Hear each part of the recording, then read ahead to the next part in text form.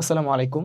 আমি মোহাম্মদ মুনশাইব রহমান তোমাদের সকলকে স্বাগত জানাচ্ছি আমাদের আজকের ক্লাসে। আমাদের আজকের ক্লাস তোমরা অলরেডি হয়তো বুঝে গিয়েছো। এটা হচ্ছে ক্যাপস্টোন ফাইনাল ভেরিফিকেশন কোর্স এর বায়োলজি ফার্স্ট পেপারের চ্যাপ্টার 8 টিস্যু এবং টিস্যু তন্ত্রের উপরে। এই চ্যাপ্টার রিলেটেড যতগুলো এমসিকিউ প্রিভিয়াস সালে হয়েছে সেগুলো তো আমরা সলভ করবই। সেই সাথে সেগুলো সলভ করার জন্য যেই থিওরিটিক্যাল নলেজ আমাদের জানা প্রয়োজন সবগুলোই আমরা এই ক্লাসে জেনে নিব। এবং ইনশাল্লাহ এই ক্লাস করার পর এমসিকিউতে এইচএসসি লেভেলে অ্যাটলিস্ট আমরা আর কোনো প্রবলেম ফেস করব না। তো হ্যাঁ, আমরা এমসিকিউগুলো সলভ করব, তার এই অধ্যায়টা চলো একটা কুইক রিক্যাপ নিয়ে নিই। আমাদের এই চ্যাপ্টারটা হচ্ছে টিস্যু এবং টিস্যু তন্ত্রের উপরে।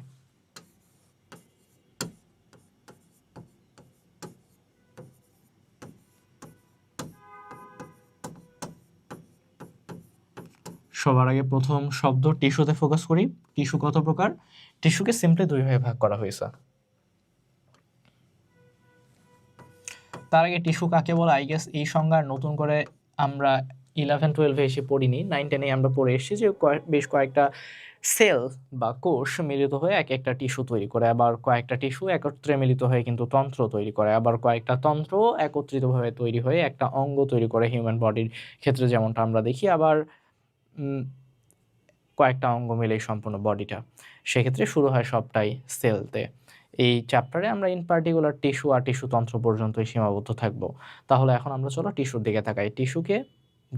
টিস্যু বলতে অনেকগুলো কোষের যে এই কালেকটিভ নাউনটা, এই টিস্যুটাকে আমরা মেইনলি দুই ভাগে ভাগ করছি। কি কি ছিল?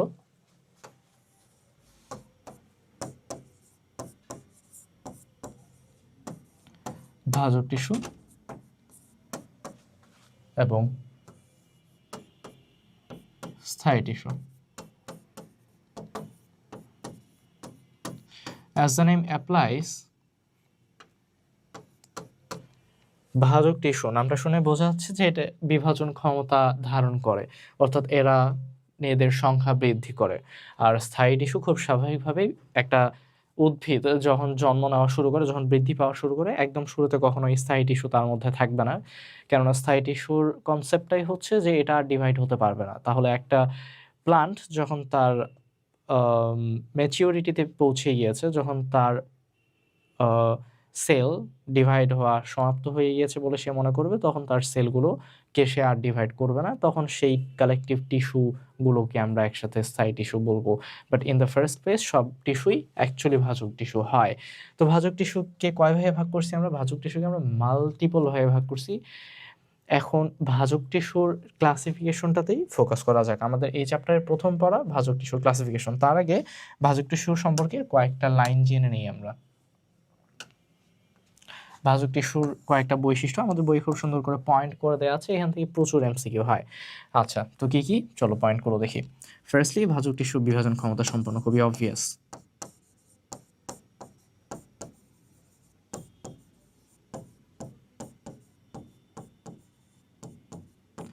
সেকেন্ডলি, ভাজক টিস্যুর বাহিরের দিকে চিন্তা করো, যেই সেল ওয়াল আছে এটা শুধুমাত্র সেলুলোজ নির্মিত।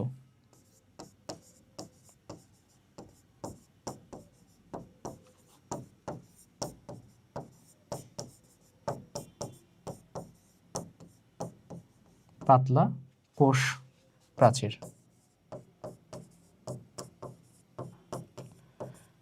এবং এর ঠিক বিপরীত বৈশিষ্ট্যগুলো আমরা স্থায়ী টিস্যুতে লিখি বা দেখি, তাই আলাদা করে আর বলে দেওয়ার মনে হয় প্রয়োজন নাই। বিভাজন ক্ষমতা এরা সম্পন্ন হলে ওরা সম্পন্ন নয়, এরা সেলুলোজ নির্মিত হলে ওরা সেলুলোজ বাদ দিয়েও হেমিসেলুলোজ, পেকটিন এইসব দিয়েও তৈরি। কেন ভাইয়া? কেননা এই সেলগুলোকে যেহেতু প্রতিনিয়ত ডিভাইড হতে হয়, তাই এর সেল ওয়ালটা যদি বেশি পুরু হয়ে যায়, ওর নিজের জন্য ডিভাইড হওয়াতে এটা সমস্যা তৈরি করবে।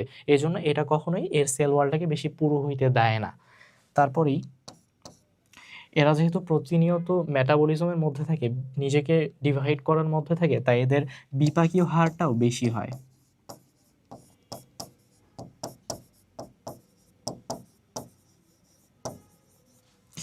এদের নিউক্লিয়াসটা হয় আকারে ছোট, কেননা বড় হওয়ার তো প্রয়োজন পড়ে না, কেননা অন্যান্য জৈবিক কাজ তো এরা করে না, শুধুমাত্র ডিভাইড হওয়ার মধ্যেই ব্যস্ত থাকে। এদের নিউক্লিয়াসটা হয় বড় এবং সাইটোপ্লাজম হয় ঘন, কেননা মেটাবলিজম বেশি করার জন্য বেশি পরিমাণে খাদ্য তার লাগবে, তাই সাইটোপ্লাজমটা ঘন হয়ে যায়।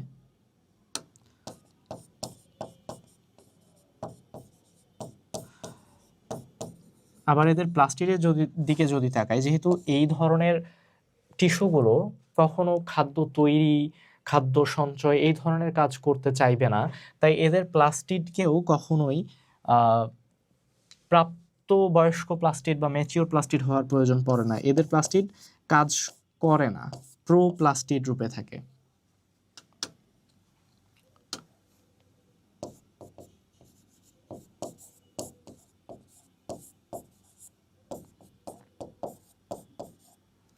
প্রোপ্লাস্টিড, আচ্ছা রূপে জায়গা হচ্ছে না, একটা কাজ করা যায়, আচ্ছা নিচে জায়গা লাগলে পরে আবার নেওয়া যাবে। প্রোপ্লাস্টিড রূপে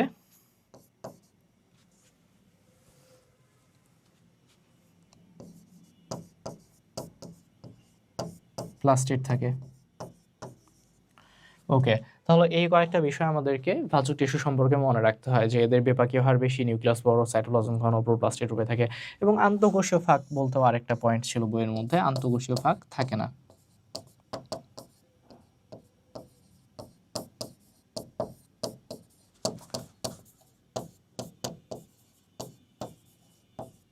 অর্থাৎ এক একটা কোষ পরস্পরের সাথে ঘন সন্নিবিষ্ট করে দৃঢ়ভাবে লেগে থাকে।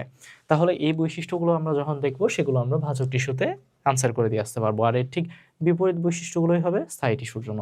ভাজক টিস্যু এর কাজ কি এবং বৈশিষ্ট্য কি কি আমরা জেনে ফেলছি, এরপরে ভাজক টিস্যুকে আমরা কি কিভাবে ক্লাসিফাই করব সেটা দেখব।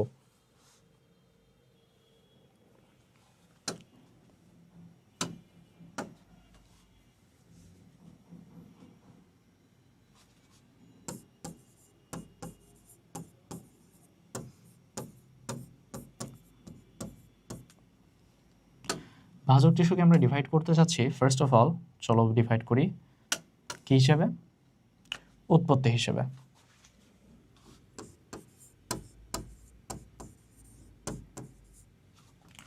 তারপরেই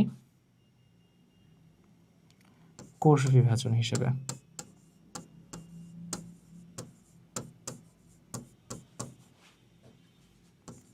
কাজ, আরেকটা বইয়ের সিকোয়েন্সে যদি আগাই তাহলে হবে অবস্থান।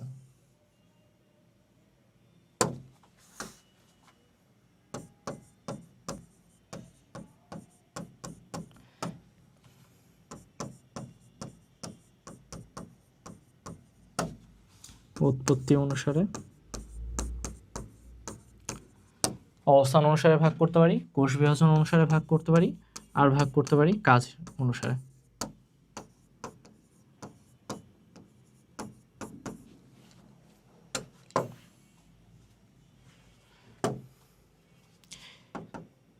এক একটাকে এক একভাবে যেহেতু ক্লাসিফাই করছি, ক্লাসিফিকেশনটা একটু ভালোভাবে মনে রাখার ট্রাই করব। এখান থেকে এমসিকিউ হয় এক্সাম্পল।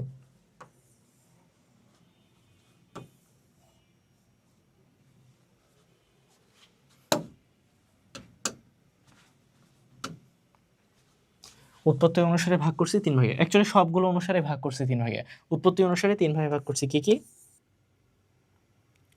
প্রাইমারি ভাজক টিস্যু,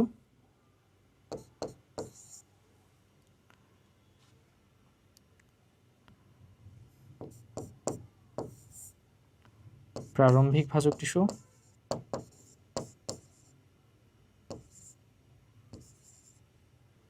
এবং সেকেন্ডারি ভাজক টিস্যু।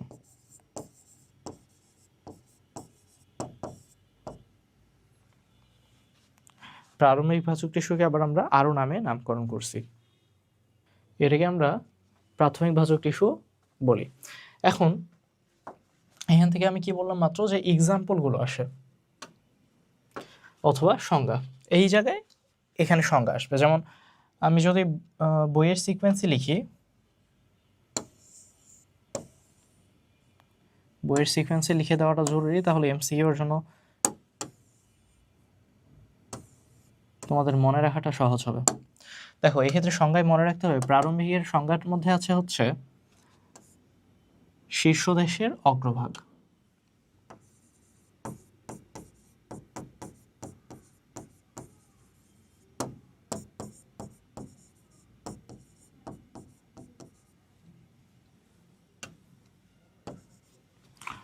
কোন একটা মূল বা কাণ্ড নিলাম, কাণ্ডের একেবারে লাস্ট পিন পয়েন্ট যে লোকেশনটা সেখানে অবস্থান করে এই প্রারম্ভিক ভাজক টিস্যু। এটাকে আবার প্রোমেরিস্টেমও বলি, অন্য নামগুলো মনে রাখবো।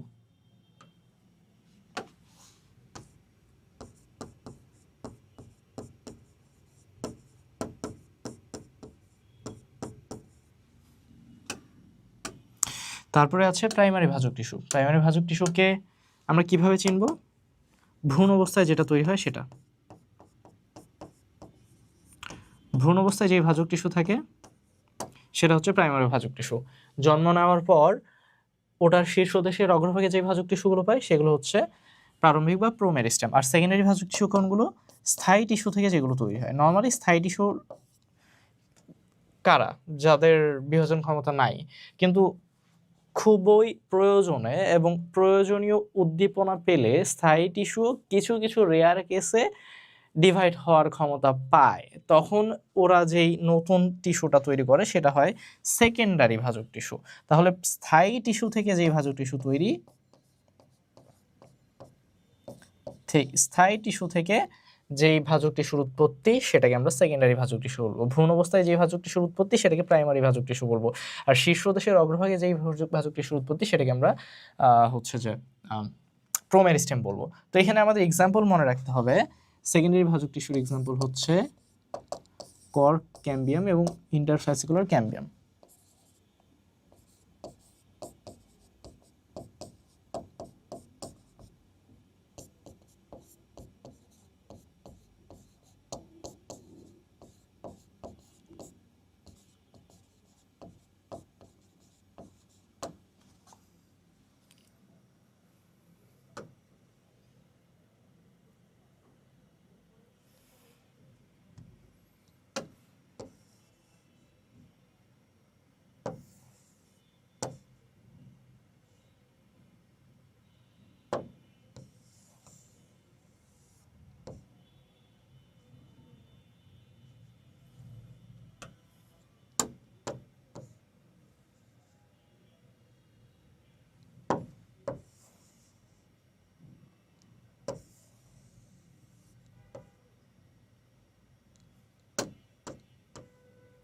ওকে, হয়ে গেল।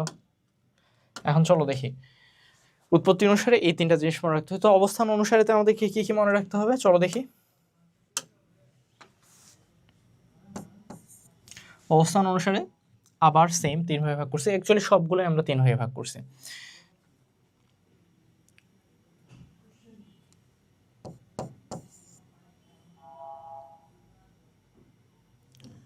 শীর্ষস্থ ভাজক টিস্যু,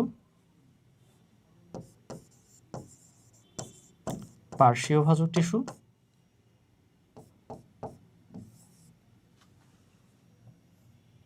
এবং নিবেশিত ভাজক টিস্যু। আচ্ছা, বইয়ের সিকোয়েন্সে গেলে এটাকে আগে লিখতে হবে।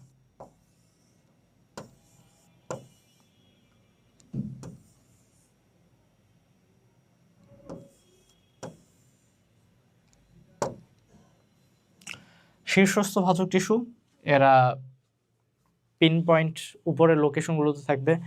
নিবেশিত ভাজক টিস্যু, এরা থাকবে দুইটি স্থায়ী টিস্যুর মাঝে।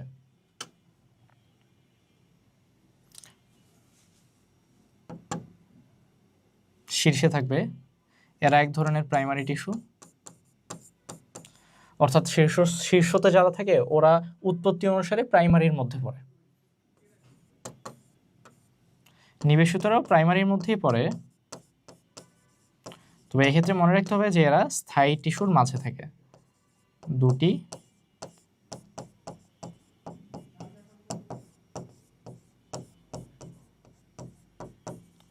স্থায়ী টিস্যুর মাঝে থাকে। এবং পার্শ্বীয়টাকে আমরা বলি ল্যাটারাল। ল্যাটারালটা নিয়ে কি মনে রাখতে হয়, যেটা লম্বালম্বি ভাবে থাকে।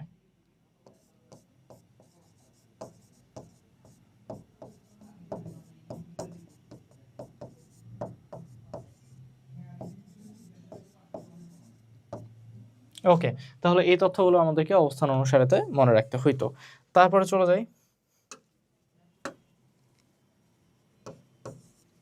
কোষ বিভাজন অনুসারে আমরা ভাগ করছি 3 ভাগে। কি কি? মাস, প্লেট, রিব। মাস এটা ডিভাইড হয় সব তলে, প্লেট এটা 2টি তলে, রিব 1টি তলে।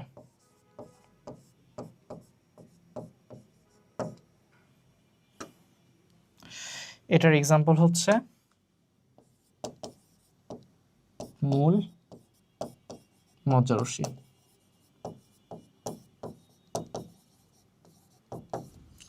এটার এক্সাম্পল হচ্ছে পাতা এবং বহিত্বক।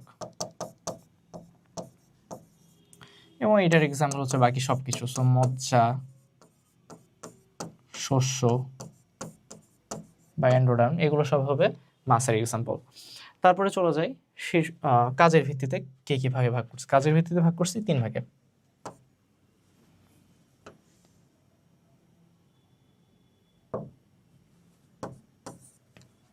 কাজের ভিত্তিতে কি কি 3টা ভাগ?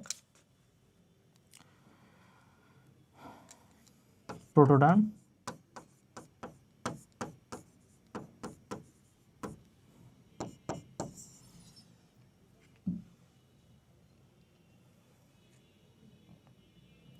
গ্রাউন্ড মেরিস্টেম,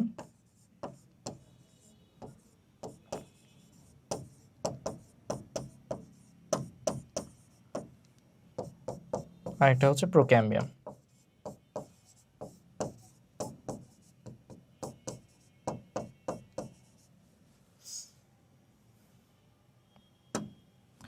প্রোটোডার্মের কাজ কি? ত্বক তৈরি করা।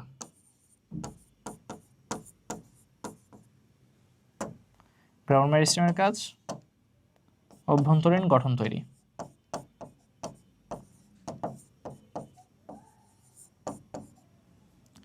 এখানে একটা জিনিস মনে রাখবো যে পাতার গ্রাউন্ড মেরিস্টেমকে, আচ্ছা থাক, এই কথাটা আমি একটু পরে তোমাদেরকে এমনিতেই পড়াইতাম।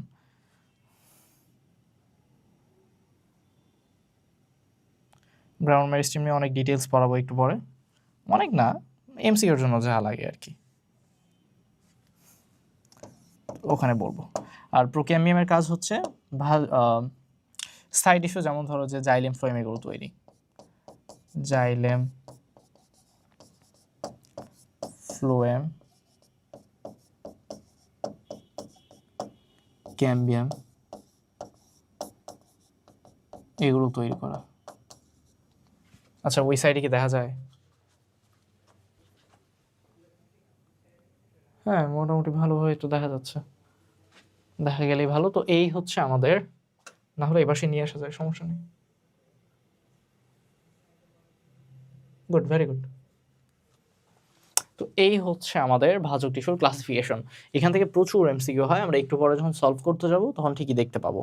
তো ভাজক টিস্যুর এই ক্লাসিফিকেশনটা আমাদেরকে পড়ানোর পরেই চলে গিয়েছে কাজের ভিত্তিতে যে 3টা ভাগ করছি সেই 3টা ভাগে ডিটেলসে। এগুলো ডিটেলস পড়ানো হয়নি প্রথম 3টার, শুধুমাত্র কাজের ভিত্তিতে যে 3টা ভাগে ভাগ করছি এই 3টাকে ডিটেলস পড়ানো হয়েছে।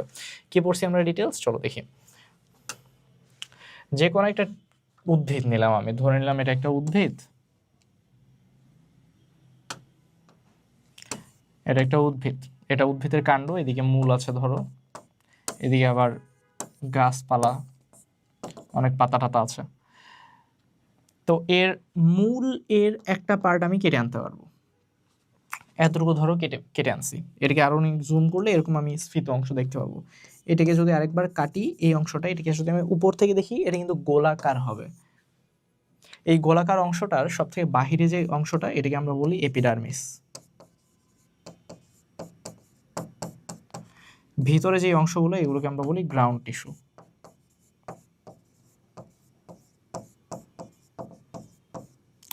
এবং এখানে ছড়ায় ছিটায়ে খাদ্য, পানি, এগুলো পরিবহনের জন্য যেই টিস্যুগুলো দায়ী, তাদেরকে আমরা বলি ভাস্কুলার বান্ডল।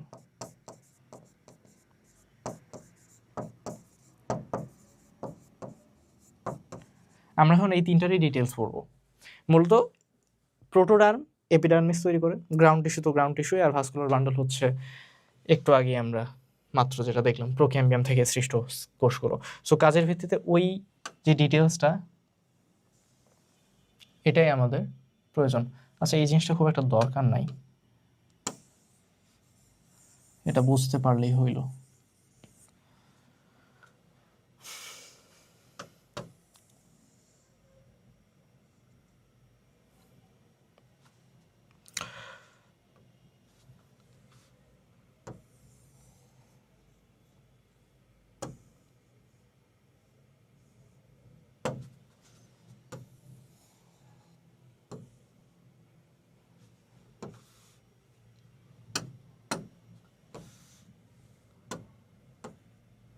ওকে,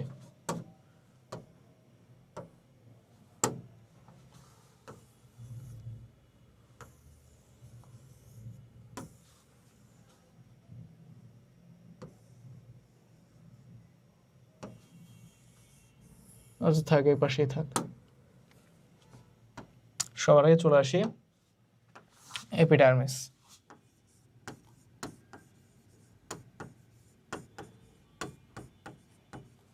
তারপরে গ্রাউন্ড টিস্যু,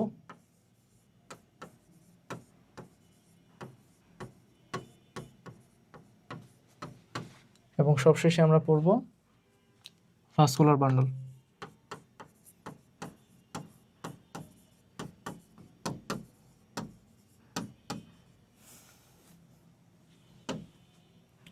এপিডার্মিস, এপিডার্মিস নিয়ে কি জানতে হবে? যে প্রথম কথা, বাহিরে যে ত্বকটা দেখতে পাচ্ছি আমরা ওটাকে এপিডার্মিস বলতেছি। ওই ত্বকটা যদি কাণ্ডের ক্ষেত্রে বলি, কাণ্ডের ক্ষেত্রে এপিডার্মিসকে আমরা এপিডার্মিসই বলবো, কিন্তু মূলে এটার নাম চেঞ্জ হয়ে যাবে। মূলে এটাকে আমরা বলবো এপিব্লেমা। এই লেয়ারটা, এই যে এপিডার্মিসের সেলের লেয়ারটা, এটা নর্মালি এক লেয়ারে হয়, কিন্তু মাল্টিপল লেয়ারেও হতে পারে। যেমন বট, অশ্বত্থ, পাকুড়, এই গাছগুলোতে এটা বহু লেয়ারে থাকে। বট, অশ্বত্থ, পাকুড়, পাকুশ হয়ে গেছে, পাকুড়, এটাতে মাল্টি লেয়ার থাকে।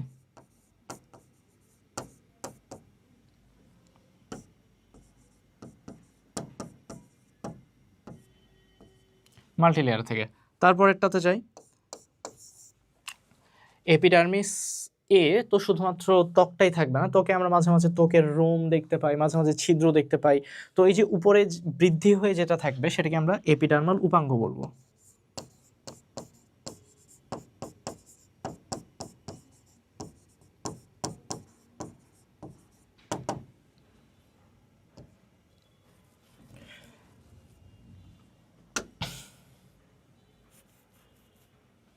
এপিডার্মাল উপাঙ্গ থেকে আমাদের কি মনে রাখতে হবে? যে এটা কাণ্ডে বহুকোষী রোম থাকে। বহুকোষী হলে সেটাকে আমরা ট্রাইকোম বলি। আর মূলে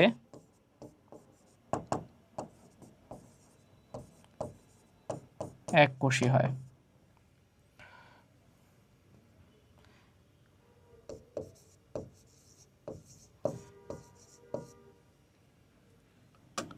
আচ্ছা, মনে রাখতে হবে যে শুধুমাত্র দ্বিবীজপত্রী কাণ্ডেই বহুকোষী ট্রাইকোম দেখা যায়, একবীজপত্রী কাণ্ডে এপিডার্মাল উপাঙ্গ থাকে না। তারপরে এপিডার্মাল রন্ধ্র,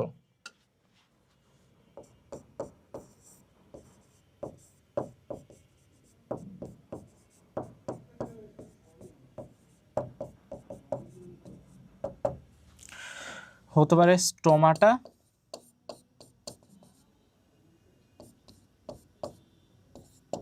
অথবা পানিপত্ররন্ধ্র।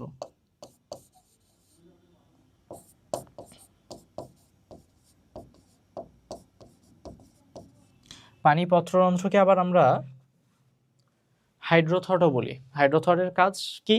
স্টোমাটা, পানিপত্ররন্ধ্র দুইটারই কাজ হচ্ছে অতিরিক্ত পানি বের করে দেওয়া, কিন্তু স্টোমাটা পানিটা বের করে দেবে বায়বীয় আকারে, আর পানিপত্ররন্ধ্র বের করে দিবে তরল আকারে। আর পানিপত্ররন্ধ্র সব উদ্ভিদে থাকে না, রেয়ারলি 3টা উদ্ভিদ আমাদের বইয়ে নাম দেওয়া আছে। এগুলো কি কি? ঘাস, টমেটো এবং কচু। এই 3টাতেই শুধুমাত্র হাইড্রোথট পাবো বা পানিপত্ররন্ধ্র পাবো, আর বাকি সব উদ্ভিদেই স্টোমাটা উপস্থিত থাকবে। তারপরেই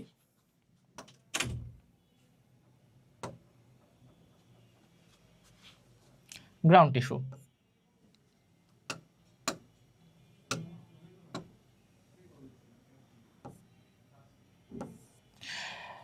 গ্রাউন্ড টিস্যু দিয়ে মনে রাখা লাগবে যে ফার্স্ট অফ অল এটাকে আমরা দুইটা ভাগে ভাগ করে ফেলছি। গ্রাউন্ড টিস্যু অনেক কিছু, দেখো গ্রাউন্ড টিস্যু কি, এপিডার্মিস বাদ দিয়ে ভিতরে যা যা কিছু হচ্ছে সব কিছুই তো ground tissue, except vascular bundle. তো এত কিছুকে পড়ার জন্য দুইটা ভাগে ভাগ করে পড়ছি আমরা। প্রথমটা হচ্ছে একটা সার্টেইন বৃত্তর বাহিরে যা যা থাকবে তার সেটা হচ্ছে বহিঃস্থলী, আর ভিতরে যা যা থাকবে সেটা হচ্ছে অন্তঃস্থলী। এখন এই সার্টেইন বৃত্তটা কি?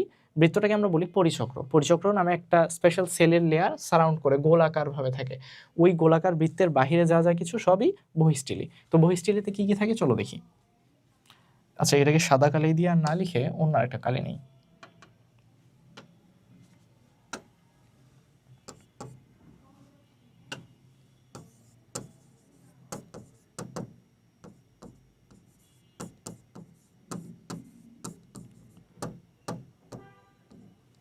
বহিঃস্থলী, বহিঃস্থলীতে কি কি থাকে? বহিঃস্থলীতে থাকে হচ্ছে হাইপোডার্মিস,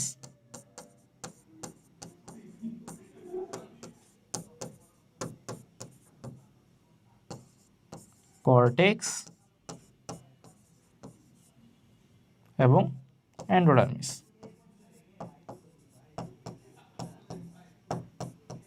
এই 3টা জিনিস পড়ে থাকে বহিঃস্থলীতে। আর অন্তঃস্থলীতে কি কি থাকে?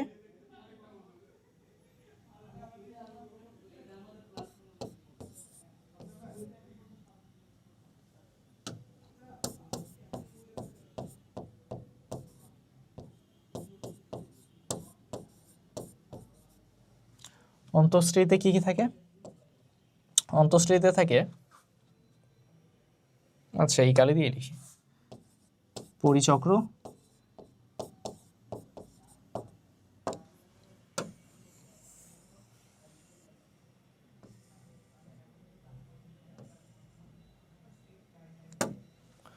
পরিচক্র, মেডুলা এবং মেডুলারি রে।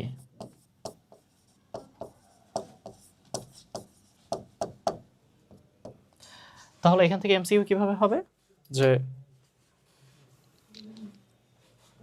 তো এখান থেকে কিভাবে কোয়েশ্চেন হবে যে বহিঃস্থলীর অংশ কি, অন্তঃস্থলীর অংশ কি? বহিঃস্থলীর অংশ হচ্ছে হাইপোডার্মিস, কর্টেক্স আর এন্ডোডার্মিস, আর অন্তঃস্থলীর অংশ কি? পরিচক্র, মেডুলা, মেডুলারি রে। আচ্ছা, এখান থেকে মনে রাখতে হবে এক্সাম্পল। আরও এক্সাম্পল কি আসতে পারে? হাইপোডার্মিসের ক্ষেত্রে যেমন হাইপোডার্মিস মূলে অনুপস্থিত। আচ্ছা আগে কাণ্ড লিখি। হাইপোডার্মিস কাণ্ডে উপস্থিত এবং মূলে অনুপস্থিত।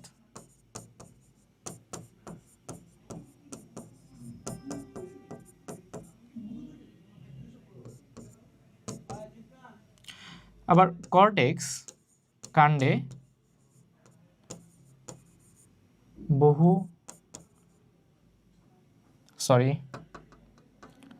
কাণ্ডে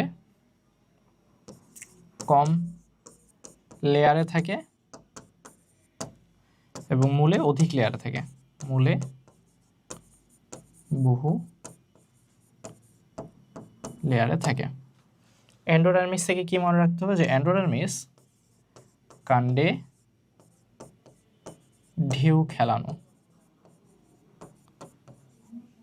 আর মূলে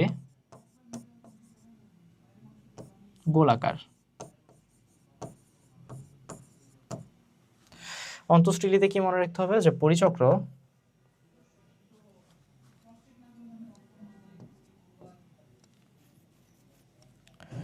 এটা থেকে মনে রাখতে হবে যে পরিচক্র কাণ্ডে মানে দেখা যাচ্ছে কি যে এখান থেকে প্রশ্নগুলো এভাবে হচ্ছে যে কাণ্ডে কোনটা কিরকম, মূলে কোনটা কিরকম, তো এগুলো মাঝে মাঝে কনফিউশন লেগে যায়। আমাদেরকে এগুলো সবসময় খেয়াল করতে হবে, চাচ্ছেটা কি সেটা খেয়াল করতে হবে। তো এক্ষেত্রে মনে রাখতে হবে যে কাণ্ডে পরিচক্র হচ্ছে বহু লেয়ারে থাকে, লেয়ার বা স্তর, আর মূলে এক লেয়ারে থাকে। মেরুদণ্ডী রে বা আচ্ছা রে না লিখে আমি রশ্মি লিখি। এটা কাণ্ডে উপস্থিত,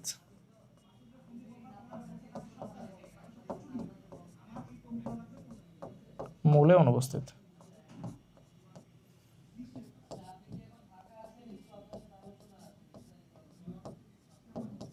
ওকে, তাহলে আমাদের গ্রাউন্ড টিস্যু তন্ত্র শেষ।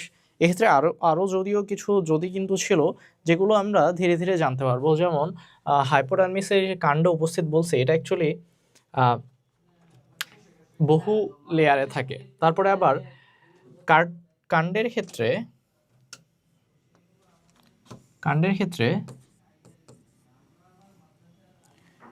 দ্বিবীজপত্রী কাণ্ডে এটা কোলেন কাইমার তৈরি হয়, আবার একবীজপত্রী কাণ্ডে এটা স্ক্লেরেন কাইমার তৈরি হয়।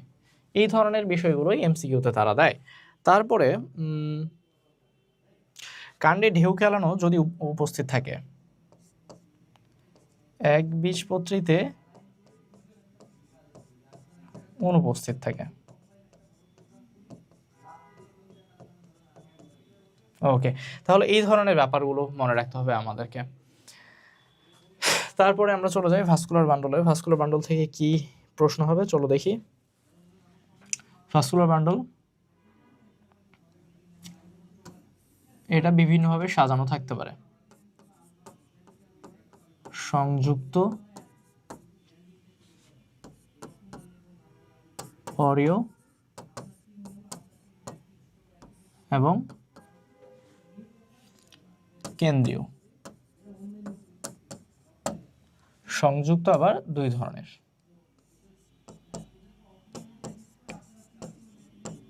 সমপার্শ্বীয় এবং সমদ্বিপার্শ্বীয়।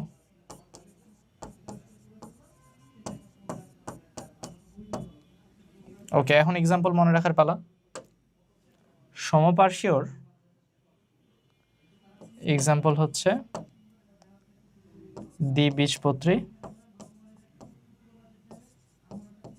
কাণ্ড। সমদ্বিপার্শ্বীয়র এক্সাম্পল হচ্ছে ইন পার্টিকুলার কুমড়া, লাউ, শসা, এই উদ্ভিদগুলো। অরিওর এক্সাম্পল হচ্ছে মূলে, ইররেসপেক্টিভ অফ বীজপত্র, এক বীজপত্রী হোক বা দ্বিবীজপত্রী হোক, মূলে সবারই অরিও থাকবে। কেন্দ্রীয় এটা হতে পারে জাইলিম কেন্দ্রিক অথবা হতে পারে ফ্লোয়েম কেন্দ্রিক।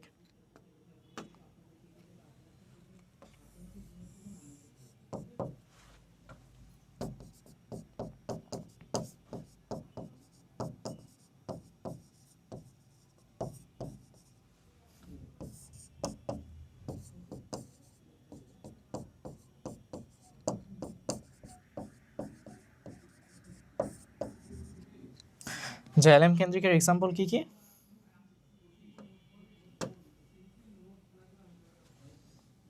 টেরিস,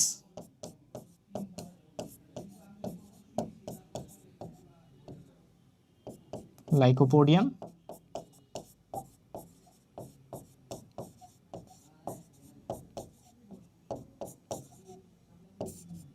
এবং সেলাজিনেলা।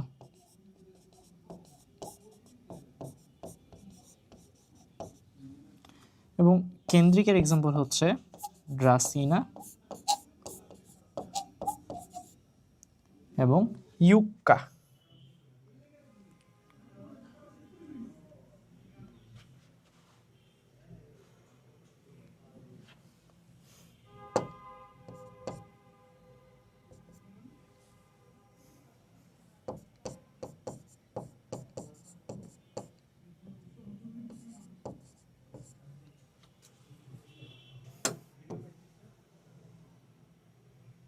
ওকে, তো এই ছিল আমাদের এই চ্যাপ্টারের 90% এমসিকিউ। এখন আচ্ছা চলো তাহলে শুরু করা যাক। আবার মাঝখানে একটা স্লাইড ব্রেক হয়ে গেছিল। চলো, তো আমরা 90% এমসিকিউ যেমনটা বলতেছিলাম যে এই চ্যাপ্টারের অলরেডি হয়তো কাভার করে ফেলছি। হ্যাঁ, হয়তো এমন দুই একটা টপিক বা দুই একটা এমন এমসিকিউ পাবো যেটা নিয়ে আমাদের এর পরবর্তীতেও আলোচনা করতে হইতে পারে। চলো তাহলে আর দেরি না করে আমরা এমসিকিউগুলো সলভ করা শুরু করি। ফার্স্ট এমসিকিউ এই চ্যাপ্টারের রাজশাহী বোর্ড 25 সালে এসেছিল। প্রশ্নটা হচ্ছে, প্লেট ভাজক টিস্যু থেকে কোনটি তৈরি হয়? একটু আগে তোমাদেরকে যখন বলি এই ক্লাসিফিকেশনটা ভাজক টিস্যুর, এখানে ছিল যে কোষ বিভাজন অনুসারে ভাজক টিস্যু 3 প্রকার। কি কি? মাস, প্লেট এবং রিব। এর মধ্যে প্রশ্নটা হচ্ছে প্লেট ভাজক টিস্যুর এক্সাম্পল থেকে। আমি অলরেডি তোমাদেরকে পড়ায় ফেলছি যে প্লেট ভাজক টিস্যুর এক্সাম্পল দুইটাই বইয়ে দেওয়া আছে, একটা হচ্ছে পাতা, একটা হচ্ছে বহিঃত্বক। তাহলে প্রশ্নটার দিকে আবার ফেরত যাই। প্রশ্নটা উত্তর পাতায় চলে আসি। হ্যাঁ, কোনটি থেকে তৈরি হয়? তো এই তো পাতা। আহা, তো এই তো পাতা হবে উত্তর। এছাড়া মজ্জারসি হবে রিব এর উদাহরণ, এবং মজ্জা আর বর্ধিষ্ণু ভ্রূণ হবে মাস এর উদাহরণ। তাহলে মাস, প্লেট, রিব আমরা আইডেন্টিফাই করতে পারতেছি, এবং একই সাথে ভাজক টিস্যুর এক্সাম্পল, প্লেট ভাজক টিস্যুর এক্সাম্পল যে পাতা, এটাও বের করে ফেলতে পারছি রাজশাহী বোর্ড 25 এই প্রশ্নটাতে। তারপরে প্রশ্নে যাই, নিচের কোন টিস্যুর কোষগুলো ছোট এবং দৈর্ঘ্য প্রস্থে প্রায় সমান? খুবই সুন্দর একটা প্রশ্ন এবং খুবই আদর্শ একটা প্রশ্ন। এই অধ্যায়ের একদম প্রথম স্লাইডটা যেটা আমি তোমাদেরকে পড়াইছি, এখানে আমি ভাজক টিস্যু এবং স্থায়ী টিস্যুর পার্থক্য পড়াইছিলাম এবং ভাজক টিস্যুর বৈশিষ্ট্যগুলো। এখানেই তুমি দেখবা যে বলছিলাম যে এদের কোষগুলো আন্তঃকোষীয় ফাঁকা থাকবে না, প্রোপ্লাস্টিড রূপে থাকবে, নিউক্লিয়াসটা বড় হবে, সাইটোপ্লাজমটা ঘন হবে, সরি বিপাকীয় হার বেশি হবে। নিউক্লিয়াস বড় না, এদের নিউক্লিয়াস তো আকারে তুলনামূলক ছোট থাকে। আচ্ছা, এক্ষেত্রে একটা এক্সেপশন তৈরি হবে। সেটা কিরকম? যে নিউক্লিয়াসটা বড় ঠিক আছে, কিন্তু কোষের আকার ছোট। এটা আমার লিখে দেওয়া উচিত ছিল। কোষগুলো আকারে হবে ছোট। ঠিক আছে, এই বিষয়গুলো তাহলে আমাদেরকে মাথায় রাখতে হবে। এখন আবার প্রশ্নটাতে চলে যায়। আমরা বৈশিষ্ট্যগুলো একটু কুইক রিভিশন দিয়ে দিলাম, এখন আমরা বৈশিষ্ট্যগুলো আবার পড়বো। এখানে কি বলতে চাচ্ছে যে কোষগুলো আকারে ছোট, এই যে এই জিনিসটা আমি লিখিনি। নিউক্লিয়াসটা, হ্যাঁ নিউক্লিয়াস বড়, সাইটোপ্লাজম ঘন, প্লাস্টিড প্রোপ্লাস্টিড, কোষ প্রাচীর সেলুলোজ নির্মিত, আর কোষগুলো আকারে ছোট। যাক, এখন ওটা লিখে ফেলছি, ওটা পড়লে মোটামুটি কাজ হয়ে যাবে, এবং দৈর্ঘ্য প্রস্থ আকারে প্রায় সমান হবে। এছাড়া এদের আকৃতিটা, ভাজক টিস্যুর আকৃতি, ভাজক টিস্যু বইয়ে যেমনটা দেয়া আছে যে গোলাকার হয়, গোলাকার হয়, আয়তাকার হয়,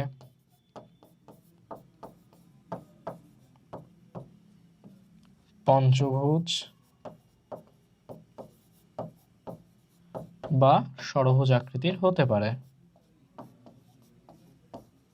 ওকে, ঠিক আছে, এগুলো আকার ছিল আর কি। আর দৈর্ঘ্য প্রস্থে প্রায় সমান হবে। যদি গোলাকার হয় দৈর্ঘ্য প্রস্থ অবশ্যই সমান হতেই হবে। আর কোষগুলো ছোট, তাহলে এগুলো কার বৈশিষ্ট্য? ভাজক টিস্যুর বৈশিষ্ট্য। ঠিক আছে, তারপরে প্রশ্নে চলে যাই। কি স্লাইডটা কি মাল্টিপল টাইমস আছে? আচ্ছা হোক। ফ্লোয়েম টিস্যুর নিউক্লিয়াস বিহীন কোষ কোনটি? ফ্লোয়েম টিস্যুর নিউক্লিয়াস, আচ্ছা ফ্লোয়েম নিয়ে বলা হয়নি তাই না? চলো আমরা এখন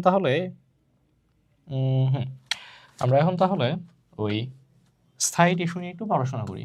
স্থায়ী টিস্যু হলো 3 প্রকার।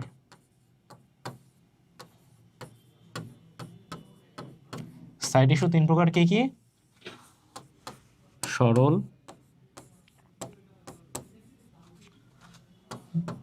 জটিল এবং নিঃস্রাবী।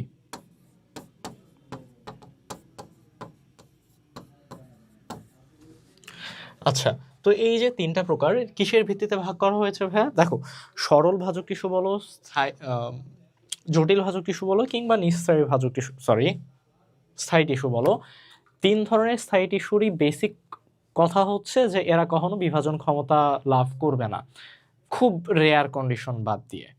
কেননা রেয়ার কন্ডিশনেও যদি এমনটা হয় যে স্থায়ী টিস্যু বিভাজিত হয়ে গেছে, তখন প্রাপ্ত এই নতুন যে টিস্যুটা, স্থায়ী টিস্যু থেকে যে নতুন টিস্যুটা পাবো সেটাকে আমরা তখন কিন্তু সেকেন্ডারি ভাজক টিস্যু বলতেছিলাম, তাই না? একটু আগে পড়ে আসছি আমরা। তো এখানে স্থায়ী টিস্যুদের কথা হচ্ছে যে নর্মাল কন্ডিশনে এরা কখনোই বিভাজিত হবে না, এবং বিভাজিত না হওয়ার ফলেও যেই টিস্যুগুলো একটা মাত্র টাইপের কোষ দিয়ে তৈরি, তারা হচ্ছে সরল টাইপের টিস্যু। অর্থাৎ এই টিস্যুগুলো, একটা টিস্যু মানে কি অনেকগুলো কোষ দিয়ে তৈরি, কিন্তু এই যে অনেকগুলো কোষ সবগুলো যদি একই টাইপের কোষ হয় তাহলে সেটা হবে সরল স্থায়ী টিস্যু। আর টিস্যু মানে কি অনেকগুলো কোষ দ্বারা তৈরি, এই অনেকগুলো কোষ যদি আলাদা আলাদা টাইপের কোষ দিয়ে তৈরি হয় তাহলে সেটাকে জটিল স্থায়ী টিস্যু বলবো। আর যদি ক্ষরণক্ষম, অর্থাৎ যেমন হচ্ছে যে নেকটার, এনজাইম, এই ধরনের যে পদার্থগুলো যেগুলো ক্ষরণ হয় কোষ থেকে, এই ধরনের টিস্যুগুলোকে আমরা, তরল টিস্যুগুলোকে আমরা নিঃস্রাবী টিস্যু বলবো। তার মধ্যে অ্যাকচুয়ালি বেসিক্যালি আমাদের এই দুইটাই একটু বেশি ফোকাসড হয় স্বাভাবিকভাবেই, কেননা এই দুইটাই আমাদের উদ্ভিদের মধ্যে আমরা বেশি পরিমাণে দেখি। তো সরল স্থায়ী টিস্যু নিয়ে আমাদের কী কী জানতে হবে, যেটা তিনটা টাইপের হতে পারে। প্যারেনকাইমা কোষ দিয়ে যদি কোনো প্যারেনকাইমা প্যারেনকাইমা কোষ দিয়ে যদি কোনো একটা টিস্যু তৈরি হয় সেটাকে আমরা প্যারেনকাইমা টাইপের সরল স্থায়ী টিস্যু বলবো। কোলেনকাইমা কোষ দিয়ে যদি তৈরি হয় কোলেনকাইমা, তাহলে সেটাকে কোলেনকাইমা টাইপের সরল স্থায়ী টিস্যু বলবো। এবং লাস্ট প্যারেনকাইমা, কোলেনকাইমা এবং স্ক্লেরেনকাইমা।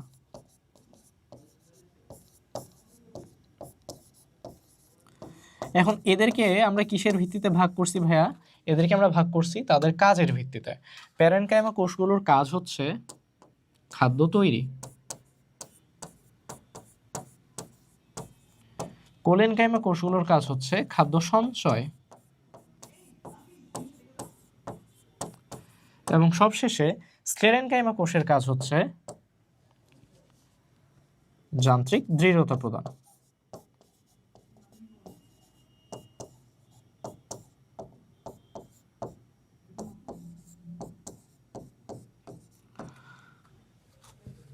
এই ছিল সরল টিস্যু। এরপরে চলে আসি জটিল টিস্যুতে।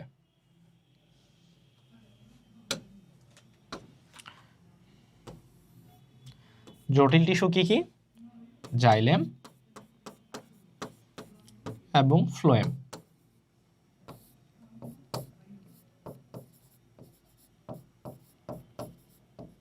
ঠিক যেরকমটা সরল টিস্যুর এই তিনজনকে ভাগ করা হয়েছে কাজের ভিত্তিতে, জটিল টিস্যুর এই দুইজনকেও ভাগ করা হয়েছে কাজের ভিত্তিতে।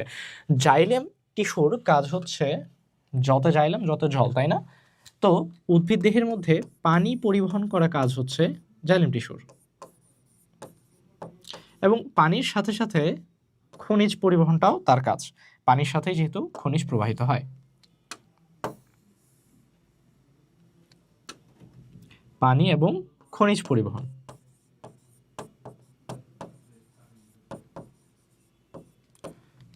পানি এবং খনিজ পরিবহন করা হচ্ছে জাইলেম টিস্যুর কাজ। নেক্সট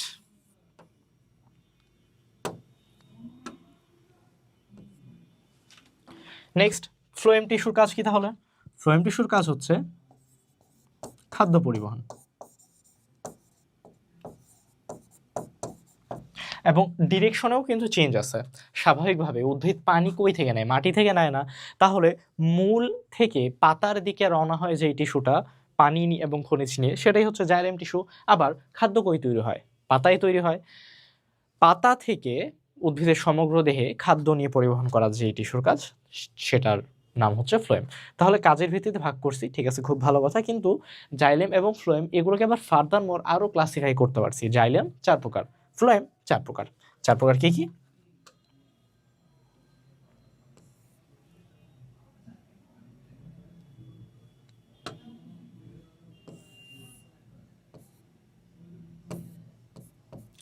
জাইলেম প্যারেনকাইমা,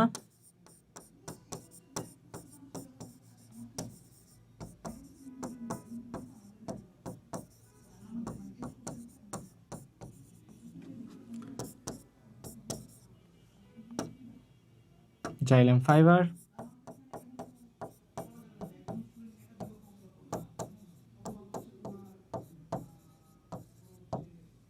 ট্রাকিড এবং সবশেষে vessel. Tracheid, vessel, xylem fibre, xylem parenchyma, 4 ধরনেরই কমন কাজ হচ্ছে পানি এবং খনিজ পরিবহন করা। তো এদের মধ্যে ডিফারেন্সটা কি? এদের মধ্যে ডিফারেন্স হচ্ছে জাইলেম প্যারেনকাইমা খাদ্য তৈরি করে বাকি 3টা টাইপকে সাপ্লাই করবে।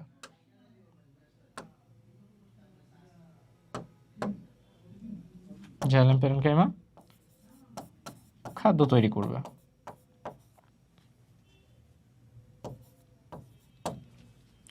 জাইলেম ফাইবার যান্ত্রিক দৃঢ়তা দিবে।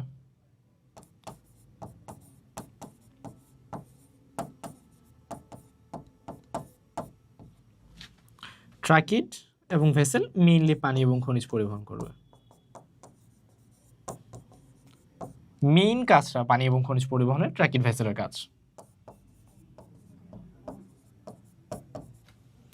এবং ফ্লোয়েমকেও ফার্দারমোর আমরা 4টা ভাগেই ভাগ করছি।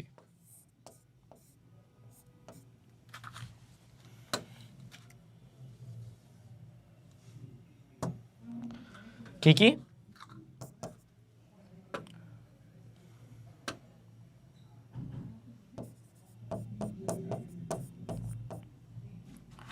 জাইলেম ঠিক সেম আগের মতোই, জাইলেম প্যারেনকাইমা,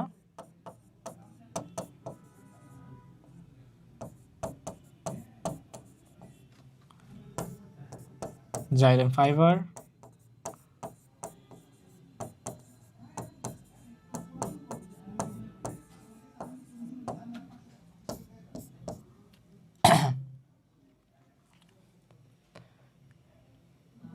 এরপর কি কি আছে?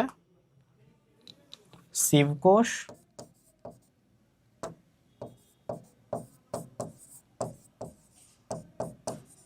এবং সঙ্গী কোষ।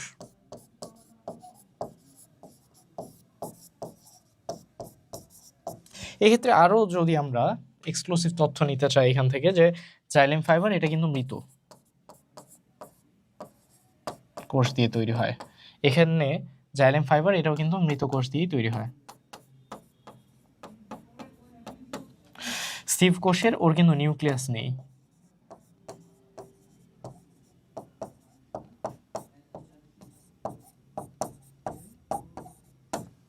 ওকে, তো এই ছিল স্থায়ী টিস্যু নিয়ে আমাদের মোটামুটি একটা idea.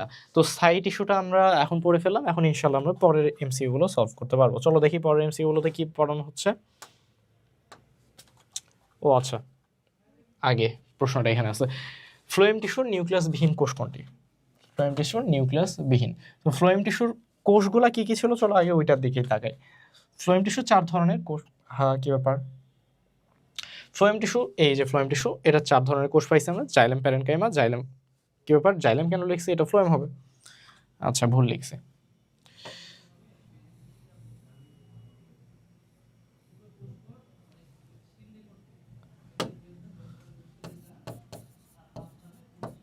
Phloem parenchyma, phloem fibre.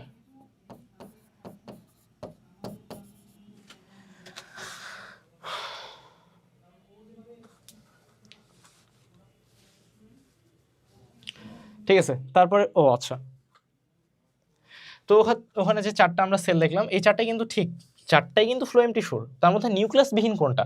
Nucleus বিহীন হচ্ছে সিভ কোষ। আর ফ্লোয়েম প্যারেনকাইমার কাজ কি? খাদ্য তৈরি। প্যারেনকাইমার কোষ যেখানেই নাম দেখবো বুঝবো খাদ্য তৈরি। ফ্লোয়েম ফাইবার কি কাজ করবে? যান্ত্রিক দৃঢ়তা দিবে।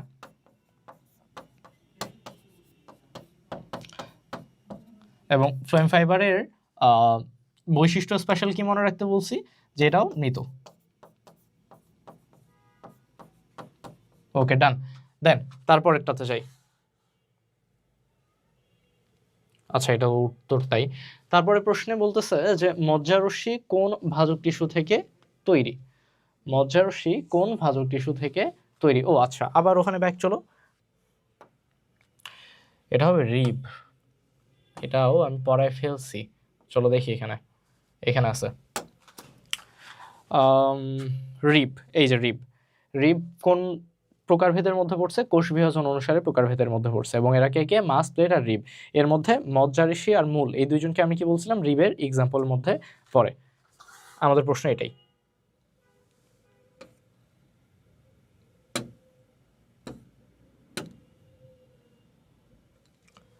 মজ্জারসি কোন ভাজক টিস্যু থেকে তৈরি?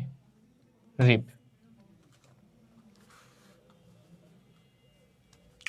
ভাজক টিস্যুর বৈশিষ্ট্য, ওই তো শুরুতে যে বৈশিষ্ট্য পড়াইলাম, বিপাক হার কম, ভুল, বিপাক হার বেশি, কোষগুলো ঘন সন্নিবিষ্ট, কোষ প্রাচীর পুরু, ভুল, কোষ প্রাচীর পাতলা, কোষগুলি পরিণত, ভুল, কোষগুলি অপরিণত। তাহলে উত্তর এটাই ছিল। এটা আমি স্কিপ করে গেলাম, এই তিনটাই হচ্ছে ভুল আছে, ডিরেক্টলি ভুল আছে। এর কোষ প্রাচীর পুরু না বরং পাতলা, যেটা সেলুলোজ নির্মিত। কোষগুলো পরিণত না বরং অপরিণত, কেননা প্রতিনিয়তই তারা তাদের বিভাজনের মধ্যে থাকে, তাই পরিণত হওয়ার কখনো সুযোগই পায় না। ইনফ্যাক্ট তাদের প্লাস্টিডটাও প্রোপ্লাস্টিড মানে অপরিণত রূপে থাকে। বিপাকীয় হার কম, এই কথাটা ভুল, কেননা তাদের বিপাকীয় হার বেশি। সবসময় যদি বিক্রিয়ার মধ্যে থাকে তাহলে বিপাকীয় হার বেশি হতেই হবে। তারপরে ওই কয়েকটা টপিক থেকে বারবার প্রশ্ন হচ্ছে, চিত্রে এ কোন ভাস্কুলার বান্ডল? চিত্রটা দেয়া নেই। আচ্ছা সমদ্বিপার, আচ্ছা শোনো, সমদ্বিপার্শ্বীয় হওয়ার জন্য কিন্তু তিনটা উদ্ভিদই হইতে হইতো, কুমড়া, লাউ, শসা। এই তিনটা উদ্ভিদের যদি ছবি দেওয়া থাকে তাহলে সেটা সমদ্বিপার্শ্বীয় হবে।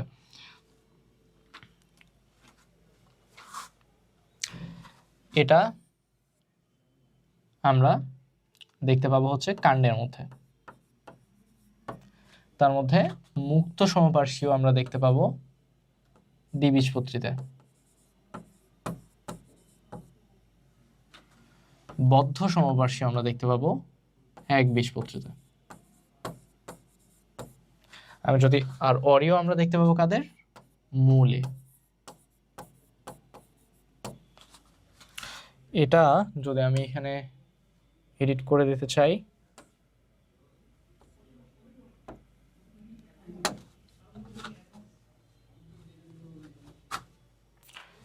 এই যে এটাকে যদি আমি ফার্দার আরো ক্লাসিফাই করতে চাই, সমপার্শ্বীয় এটা দুই ধরনের।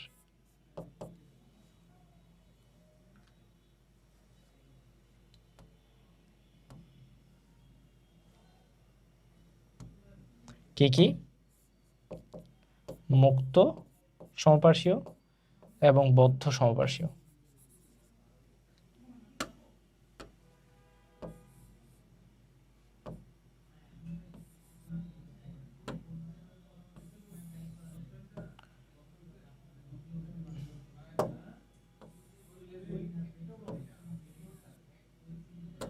ওকে, তাহলে এক্সাম্পলগুলো এখন লিখে দেওয়া যাক। এক্সাম্পল, কাণ্ডের মধ্যে আমরা দেখতে পাবো সমপার্শ্বীয়, তার মধ্যে দ্বিবীজপত্রী কাণ্ডে আমরা দেখতে পাবো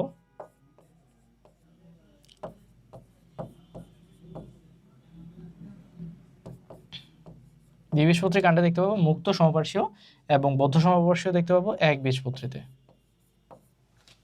ওকে, এখানেও এডিট করে ফেলছি, তোমরা এটা দেখলেই কাজ হয়ে যাবে তোমাদের। রিভিশন দেওয়াটা আমরা এই পেজে ছিলাম, সরি,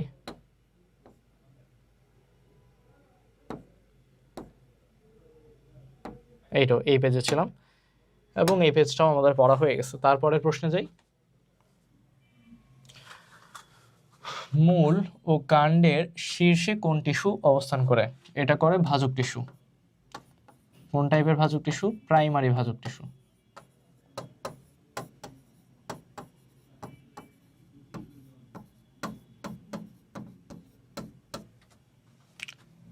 ভাজক টিস্যু হচ্ছে উত্তর। আচ্ছা, এক্ষেত্রে ভাজক টিস্যু অবস্থানের ভিত্তিতে তিন প্রকার ছিল। কে কে ছিল? ভাজক টিস্যু অবস্থানের ভিত্তিতে ছিল শীর্ষস্থ, নিবেশিত, পার্শ্বীয়। এর মধ্যে এটা শীর্ষস্থ ভাজক টিস্যু বা প্রাইমারি ভাজক টিস্যু হিসেবে পরিচিত হবে, কেননা শীর্ষস্থ ভাজক টিস্যুগুলো প্রাইমারি ভাজক টিস্যুর আবার এক্সাম্পল ছিল।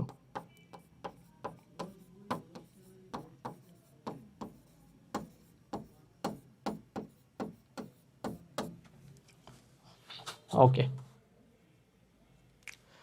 তারপরে ভাজক টিস্যুর কোষসমূহ। অবিভাজনক্ষম হলে তো তাকে ভাজক টিস্যু আমরা কখনো বলতামই না। পুরু কোষপ্রাচীর কখনোই না, সে কোষপ্রাচীর পুরু করলে তার নিজের বিভাজনেই অসুবিধা হতো। আন্তঃকোষীয় ফাঁকবিহীন, আচ্ছা এটা তো পরে আসছে, সাইটোপ্লাজম সর্ব, এই কথাটা ভুল, তাহলে উত্তর এটাই ঠিক। আর হ্যাঁ, আন্তঃকোষীয় ঠিকই ফাঁকবিহীন, অর্থাৎ এদের মধ্যে কোনো দুইটা কোষের মধ্যে মাঝখানে কোনো ফাঁকা জায়গা থাকবে না। এটাও আমি অলরেডি কিন্তু ভাজক টিস্যুর বৈশিষ্ট্য হতে শুরুতেই পড়ায় ফেলছি। পরের প্রশ্নে যাই। কোষ বিভাজন অনুসারে, আচ্ছা কি অনুসারে যদি মনেও না থাকে, তুমি তো একটা জিনিস জানো যে ভাজক টিস্যু সারা জীবনে যেইভাবেই ক্লাসিফাই করি না কেন, যেই অনুসারেই ক্লাসিফাই করি না কেন, সারা জীবনে সে 3 প্রকার।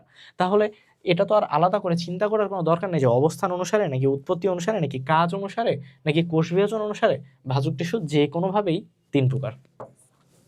এবং এই প্রশ্ন আমরা সামনেও মাল্টিপল টাইমস পাবো, কেননা এটা একটা গুরুত্ব। আচ্ছা কি ব্যাপার কাজ অনুসারে, এই যে দেখো যেমনটা বললাম কি বোর্ড, এটা নিশ্চয়ই রাজশাহী বোর্ড হতো। রাজশাহী বোর্ড 21 সালে প্রশ্ন এসেছিল কোষ বিভাজন অনুসারে ভাজক টিস্যু কত প্রকার, কাজ অনুসারে ভাজক টিস্যু কত প্রকার, এটা আবার আসছিল ময়মনসিংহ বোর্ড 21-এ। তো যেভাবেই আসুক না কেন আমরা ইনশাল্লাহ পারবো, কেননা যেটাই আসুক না কেন আমরা 3 দাগায় দিয়ে আসবো। এটা অপশন 3 না, আবার উত্তর 3। উদ্ভিদের ভ্রূণ অবস্থায় উৎপত্তি, আচ্ছা খুবই সুন্দর, সংজ্ঞা থেকে প্রশ্ন আসছে এবং এটাও শুরুতে পড়ায় ফেলছি। উদ্ভিদের ভ্রূণ অবস্থায় উৎপত্তি লাভ করে। দেখো উদ্ভিদ উৎপত্তি অনুসারে 3 প্রকার ছিল: প্রাইমারি ভাজক টিস্যু, সেকেন্ডারি ভাজক টিস্যু এবং প্রোমেরিস্টেম বা প্রারম্ভিক ভাজক টিস্যু। প্রারম্ভিক ভাজক টিস্যুটা তার উৎপত্তি হচ্ছে শীর্ষদেশের একেবারে পিন পয়েন্ট শেষ অংশে। প্রাইমারি ভাজক টিস্যু এটা ভ্রূণ অবস্থায় উৎপত্তি লাভ করে এবং সেকেন্ডারি ভাজক টিস্যু এটা স্থায়ী টিস্যু থেকে উৎপত্তি লাভ করে। চলো দেখি আবার 27 পেজে তো ফেরত আসতে হবে।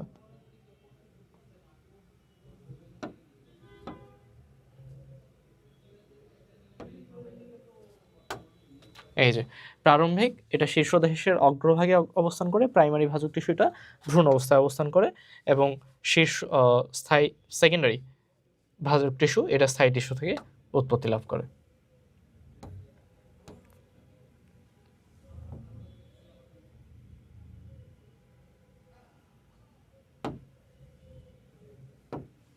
তো এটা হচ্ছে উত্তর হচ্ছে প্রাইমারি ভাজক টিস্যু। প্রোমেরিস্টেমটা অবস্থান করে শীর্ষদেশে।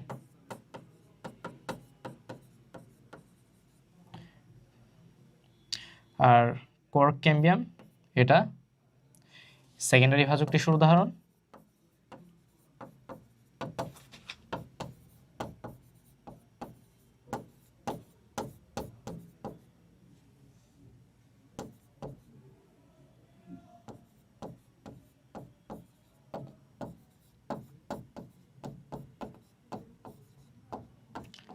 এটা সেকেন্ডারি ভাজক টিস্যুর উদাহরণ। আর এই সেকেন্ডারি ভাজক টিস্যু কই থাকে, এটা তৈরি হয় স্থায়ী টিস্যু থেকে তৈরি হয়।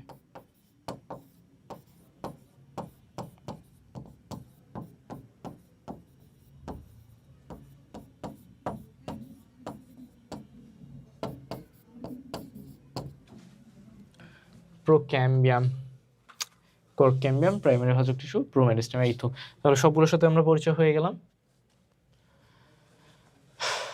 ও আচ্ছা, এই প্রোক্যাম্বিয়াম থেকে জাইলেম, ফ্লোয়েম এগুলো তৈরি হয়। জাইলেম, ফ্লোয়েম তৈরি হয়। ওকে, তো এই ছিল এই 4টা অপশন নিয়ে পরিচিতি। তারপরে সেকেন্ডারি ভাজক টিস্যু কোনটি, একটু আগে পড়ায় আসলাম কর্কক্যাম্বিয়াম ছিল সেকেন্ডারি ভাজক টিস্যুর এক্সাম্পল। মাস ভাজক টিস্যুর এক্সাম্পল দেখছো, ম্যাক্সিমাম কোশ্চেন এক্সাম্পল থেকে আসছে, সিলেবাস 23-এ এটা। মাস ভাজক টিস্যু পাতা প্লেটের, কাণ্ডের মজ্জারশ্মি রিব, বহিষ্ণব বহিত্বক প্লেটের উদাহরণ এবং একাই এই যে বাদ রাখছি আমি এটাই হচ্ছে মাসের উদাহরণ। ওরা জানতে চাইছে মাসের উদাহরণ সি। তারপর স্থায়ী টিস্যুর বৈশিষ্ট্য, কোষগুলো ঘন সন্নিবিষ্ট। আচ্ছা এটা খুবই অবভিয়াস না, কোষগুলি ঘন সন্নিবিষ্ট হলে আন্তঃকোষীয় তো থাকবেই না। এই দুইটা কথা তো বেসিক্যালি সেম, তাহলে এই দুইটাই তো উত্তর হবে না। এ বি অপশন বাদ, সি আর ডি এর দিকে তাকাও। কোষ প্রাচীর সেলুলোজ নির্মিত, কোষগুলো পরিণত। কোষ প্রাচীর সেল, আচ্ছা এটা ডিরেক্ট উত্তর, হ্যাঁ তুমি জানো সেলুলোজ, এটা আমি পড়ায় আসছি। কোষগুলো পরিণত, এটাও ভুল কথা, কেননা তারা পরিণত হওয়ার সময় পাবে না, তারা প্রতিনিয়ত বিভাজনের মধ্যেই থাকবে। কি ব্যাপার? না, এটা এটা ভুল লিখছো।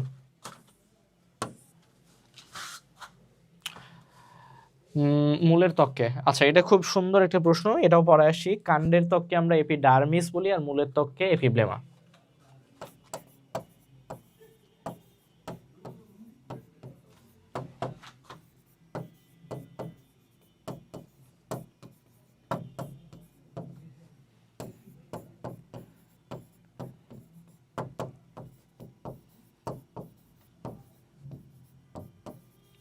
ওকে, তাহলে মূলের ত্বক উত্তর হবে এপিব্লেমা। তারপরে প্রশ্নে যাই।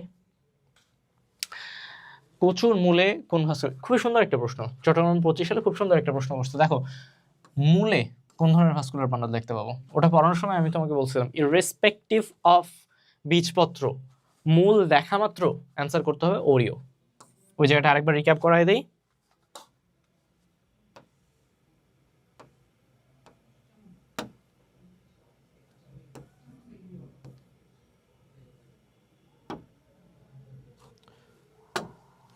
দেখো মূল মানেই ওরিও, আর কাণ্ড হলে ব্যাপারটা একটু ক্রিটিক্যাল হয়ে যায়। কাণ্ড হলে যদি দ্বিবীজপত্রী কাণ্ড হয় তাহলে মুক্ত সমপার্শ্বীয়, যদি একবীজপত্রী কাণ্ড হয় তাহলে বদ্ধ সমপার্শ্বীয়। আর একটা এক্সেপশন আছে যে মূল সরি যে কুমড়া, লাউ, শসা এরা দ্বিবীজপত্রী উদ্ভিদ হওয়া সত্ত্বেও মুক্ত সমপার্শ্বীয় না দেখায় সমদ্বিপার্শ্বীয় সংযুক্ত ভাস্কুলার বান্ডল দেখাবে। তো এরা মোটামুটি বলা যায় একটা এক্সেপশনাল ফ্যাক্ট। এ ব্যতীত বাকি সবগুলোকে আমরা ব্রড স্পেকট্রামে ফেলে দিতে পারবো। আর কেন্দ্রীয় শুধুমাত্র এই কয়েকটা এক্সেপশনাল উদ্ভিদেই থাকে, টেরিস, লাইকোপোডিয়াম, সেলাজিনরাই থাকে জাইলেম কেন্দ্রিক। এই জায়গাটা কি থেকে আলো পড়ে না বুঝতে পারার কথা। ফ্লোয়েম কেন্দ্রিক এর এক্সাম্পল হচ্ছে ড্রাসিনা আর ইউক্কা। তাহলে সবটা রিক্যাপ হয়ে গেছে, এবং এই টাইপের প্রশ্ন কিন্তু যে শুধুমাত্র এটা তা না, পরবর্তীতে আরো পাবো।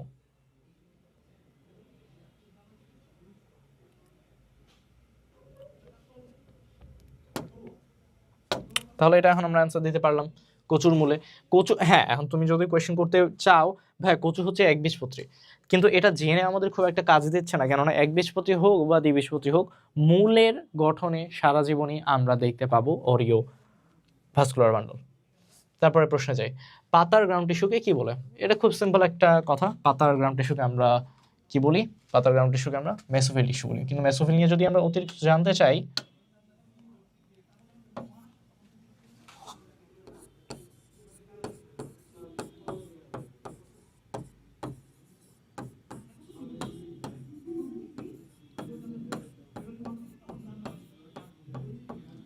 পাতার গ্রাউন্ড টিস্যুকে আমরা বলবো মেসোফিল। এখন মেসোফিল নিয়ে আমরা যদি অতিরিক্ত আরেকটা তথ্য জানতে চাই, সেটা মনে রাখতে হবে যে মেসোফিল টিস্যু একবীজপত্রীর জন্য একটু আলাদা রকমের হবে, দ্বিবীজপত্রীর জন্য একটু আলাদা রকমের হবে।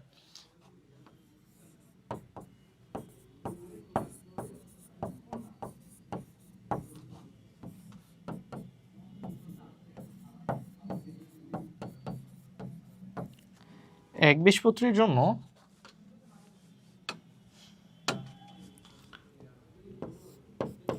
স্পঞ্জি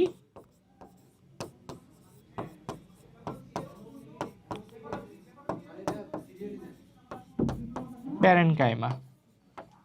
তাহলে স্পঞ্জি প্যারেনকাইমা উপস্থিত থাকবে একবীজপত্রীর মেসোফিলে। আর দ্বিবীজপত্রী মেসোফিলের দিকে যদি আবার তাকাই, তাহলে আমরা পাবো প্যালিসেড প্যারেনকাইমা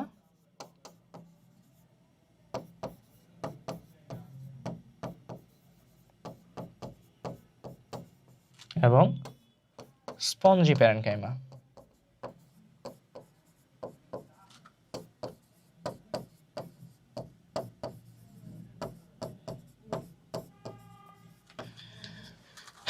প্যালিসেড প্যারেনকাইমা এবং স্পঞ্জি প্যারেনকাইমা এই দুইটা দ্বিবীজপত্রী মেসোফিল টিস্যুতে থাকবে। তাহলে এই রিলেটেড আমরা যে কোনো এমসিকিউ এখন ইনশাল্লাহ পারবো। তারপর এটাতে যাই, বিশেষ ধরনের বহুকোষী ট্রাইকোমকে কি বলে?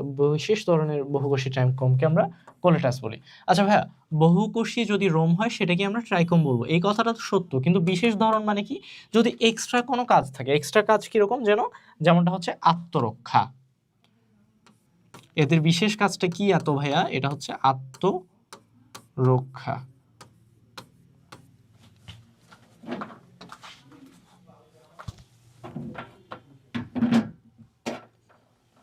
ওকে, তারপরে প্রশ্নে যাই। নিচের কোন স্টোমাটা তিনটি সহকারী কোষ দ্বারা পরিবেষ্টিত হয়ে থাকে? আচ্ছা দেখো, স্টোমাটা মানে হচ্ছে পত্রতন্ত্র। তো আমি যদি এই পাতার দিকে তাকাই আর অনেক জুম করে আমি এখানে দেখব যে দুইটা রক্ষী কোষ, এই দুটো কি রক্ষী কোষ, এবং এদের মাঝখানে যে ফাঁকা জায়গাটা,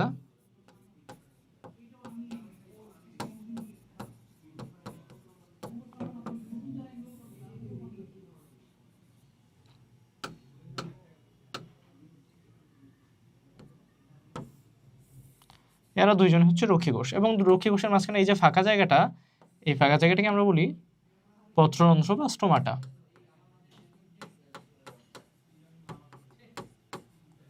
ওকে, আচ্ছা যদি তাই হয়,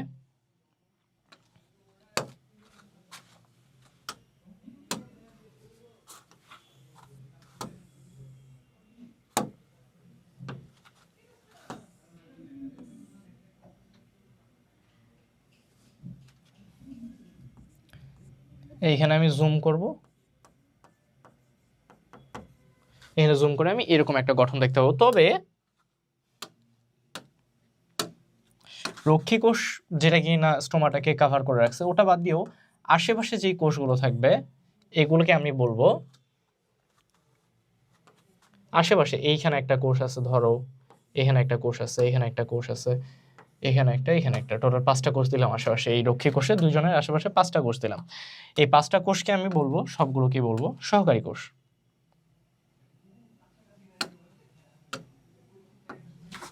এগুলোকে আমি বলতেছি সহকারী কোষ।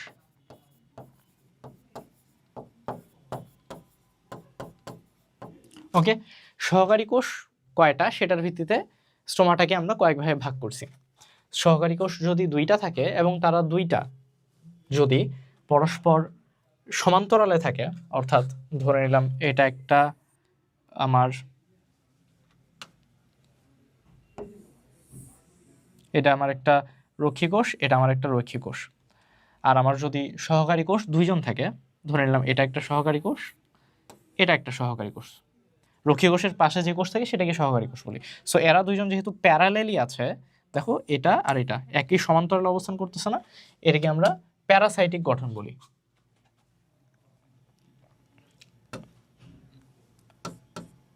দুইটি সহকারী কোষ যদি সমান্তরালে থাকে তাহলে সেটাকে প্যারাসাইটিক গঠন বলতেছে। যদি ডায়াসাইটিক নামে একটা অপশন দেখতাম আমরা, সেটা দিয়ে বোঝাতো দুইটি সহকারী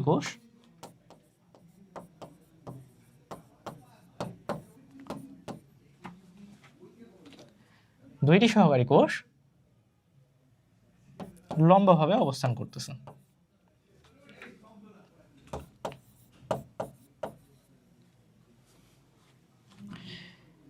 অ্যানিসোসাইটিকে 3টি সহকারী কোষ অবস্থান করতেছে। অ্যাক্টিনোসাইটে বহু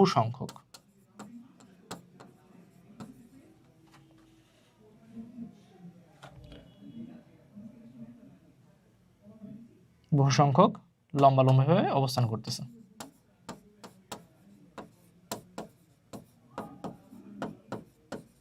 আর অ্যানোমোসাইটিকে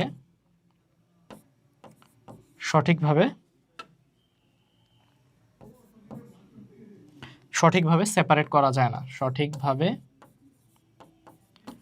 রক্ষী কোষ সহকারী কোষ আলাদা করা যায় না। রক্ষী কোষ। সো কয়টা আমরা কখনো এর হিসেবই করতে পারবো না।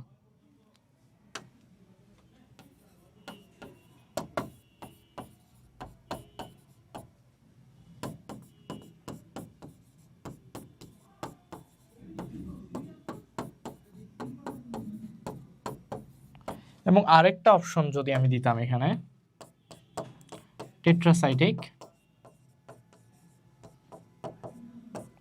এর মানে বোঝায় 4টি সহকারী কোষ যদি আশেপাশে থাকে।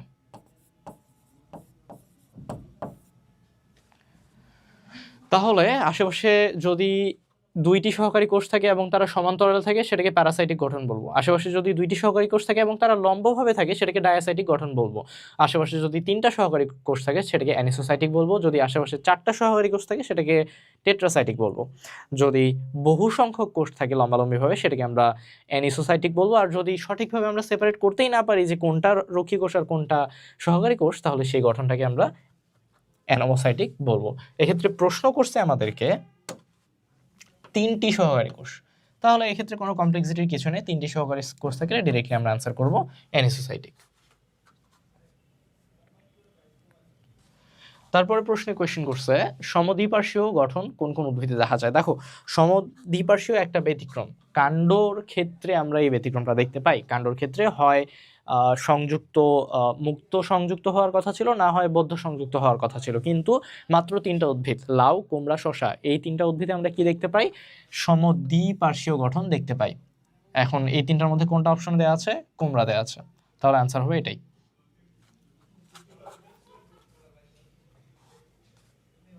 তাহলে কুমড়া বাদ দিয়ে আর কি কি অ্যান্সার হইতো?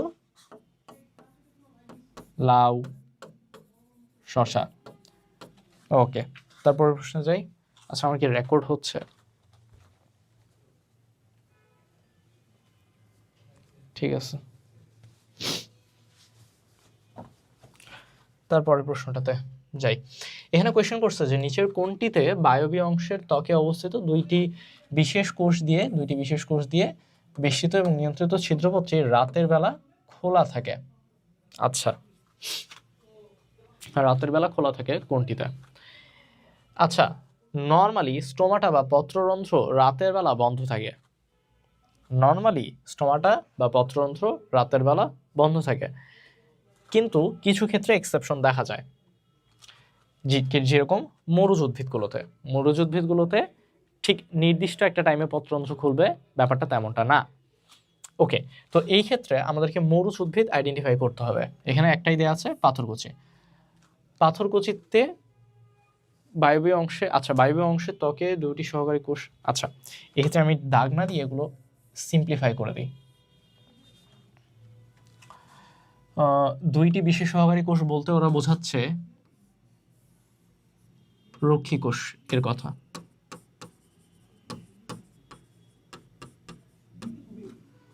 বেষ্টিত নিয়ন্ত্রিত ছিদ্রপথ বলতে তারা বোঝাচ্ছে পত্ররন্ধ্রকে।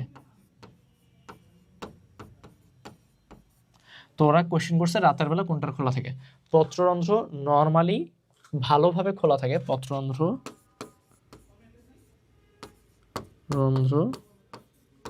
খোলা থাকে 10টা থেকে 11টা বেলা এবং 2টা থেকে 3টা বেলা। এই 2টা সময় সব থেকে ভালোভাবে খোলা থাকে। বাকি দিনের বেলা হ্যাঁ ডেফিনেটলি খোলা থাকে। আলো পড়লে অথবা পটাশিয়াম আয়ন এর সঞ্চার হলেই পত্ররন্ধ্র খুলবে, খুবই ভালো কথা। কিন্তু তার মধ্যে এক্সেপশন হচ্ছে মরুজ উদ্ভিদগুলো যেমন পাথরকুচি, ওরা রাত্রেবেলা খোলা থাকে, তাহলে পানি কম পরিমাণে বের হয়ে যাবে। কেননা একটা মরুজ উদ্ভিদ কখনোই চাইবে না খুব বেশি পরিমাণে পানি ওর ভেতর থেকে বের হয়ে যাক দিনের বেলা। তাই দিনের বেলা সে কখনো পত্ররন্ধ্র খুলতেই চাইবে না, সে খুলে রাখবে রাতের বেলা, যেমনটা পাথরকুচির ক্ষেত্রে। তারপরে প্রশ্নে যাই, কোনটিতে হাইড্রোথর থাকতে পারে? হাইড্রোথর আমি বলছিলাম যে 3টা জায়গায় থাকবে।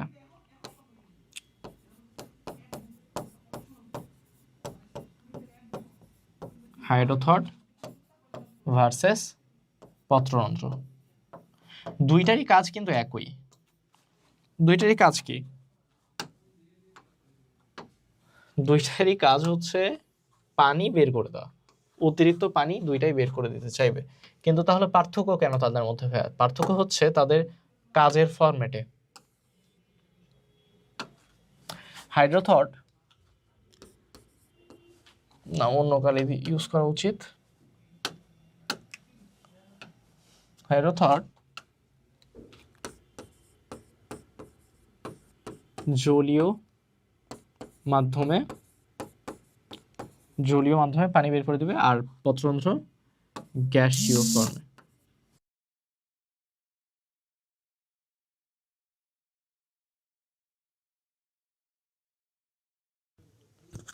লাস্টে যে কতগুলো কথা তোমরা কম শুনতে পাইছো আল্লাহই জানে।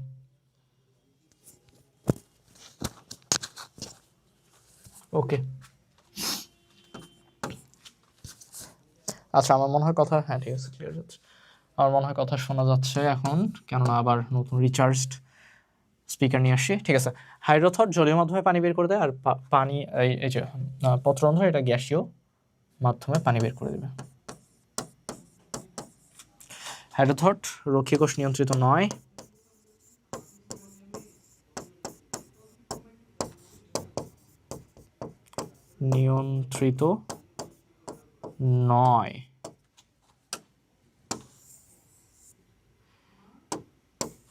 আর পত্ররন্ধ্র রক্ষীকোষ নিয়ন্ত্রিত। এই দুইটা বেসিক পার্থক্য খুব ভালোভাবে পরিলক্ষিত হয় এদের দুজনের মধ্যে। তো স্টোমাটা বা পত্ররন্ধ্র সবার ক্ষেত্রেই উপস্থিত থাকবে। এদের এক্সাম্পল হচ্ছে সকল উদ্ভিদ, কিন্তু হাইড্রোথট সিলেক্টিভ কিছু উদ্ভিদে প্রেজেন্ট আছে, আর আমাদের এমসিকিউ এটাই হয়। দেখো এটাও আবার ভাবার কোনো কারণ নেই যে যাদের হাইড্রোথট আছে ওদের পত্ররন্ধ্র অনুপস্থিত, যাদের হাইড্রোথট আছে ওদের পত্ররন্ধ্রও উপস্থিত, এই ব্যতীত ওদের হাইড্রোথটও উপস্থিত আছে। তো কে কে আমি মনে রাখছিলাম ঘটক, ঘ ট ক, ঘাস, টমেটো এবং কচু। ওকে, ভেরি গুড। তো এখানে কোনটিতে হাইড্রোথট থাকতে পারে? ও আচ্ছা, এটাও বলে দেওয়া দরকার যে এটা শুধুমাত্র পাতাতেই অবস্থান করবে।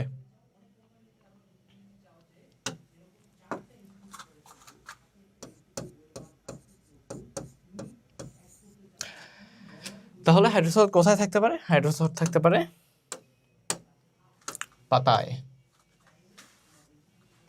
আর কোথাও হাইড্রোথট কিন্তু থাকবে না, পাতা বাদ দিয়ে। আর পরের প্রশ্নটা আবার কাছাকাছি, নিচের কোন উদ্ভিদে হাইড্রোথট বিদ্যমান? হাইড্রোথট বিদ্যমান কোথায়? তো তিনটা উদ্ভিদ কি বললাম, ঘটক, ঘাস, কচু, টমেটো। উত্তর হচ্ছে কচু, এখানে অপশনের মধ্যে উত্তর এটাই। তারপরে প্রশ্ন যে রক্ষী কোষের উপস্থিতি কোথায় লক্ষ্য করা যায়? একটু আগে বললাম যে পত্ররন্ধ্র হচ্ছে সবসময় রক্ষী কোষ নিয়ন্ত্রিত, তাহলে পত্ররন্ধ্র যেখানে তার আশেপাশেই তো আমরা পানি না, পত্ররন্ধ্র যেখানে তার আশেপাশেই তো রক্ষী কোষ দেখতে পাবো। তো যে পড়াগুলো অলরেডি বলে ফেলছি তার মধ্যেই প্রশ্নগুলো থাকবে। হাইড্রোথট দিয়ে পানি বের করার পদ্ধতি, আচ্ছা এটা একটা সংজ্ঞার উত্তর হচ্ছে গাটেশন। গাটেশন মানে কি? হাইড্রোথট দিয়ে তরল পানি, দেখছো তরল মাধ্যমে পানি বের করতেছে, গ্যাসের মাধ্যমে না। গ্যাসের মাধ্যমে হলে সেটা হাইড্রোথট না, ওটা স্টোমাটার মাধ্যমে বের হইতো। তো যাই হোক, তরল মাধ্যমে যদি আমি পানি বের করতে চাই হাইড্রোথট দিয়ে, তাহলে সেই পদ্ধতিটাকে আমি বলবো গাটেশন। আর এটা কিন্তু ক নাম্বারে আসার মতো একটা এমসিকিউ। তারপরে প্রশ্নে যাই। তারপরে প্রশ্নে দেখো আবার আরেকটা সংজ্ঞা, ঠিক যেমনটা বলছিলাম যে ক নাম্বারের জন্য আমরা যে সংজ্ঞাগুলো পড়ি সেগুলোই কিন্তু এমসিকিউ এর জন্য দিয়ে দিচ্ছে। তো এটা আমরা অলরেডি দেখে আসছি। প্রশ্নটা হচ্ছে যে যে ভাজক টিস্যু বিভাজিত হয়ে উদ্ভিদের ত্বক সৃষ্টি করে, এটা কিন্তু কাজের ভিত্তিতে ভাগ করছে। আমরা চলো ওখানে আবার ব্যাক করি, যেখানে আমরা থিওরিটা আলোচনা করছিলাম।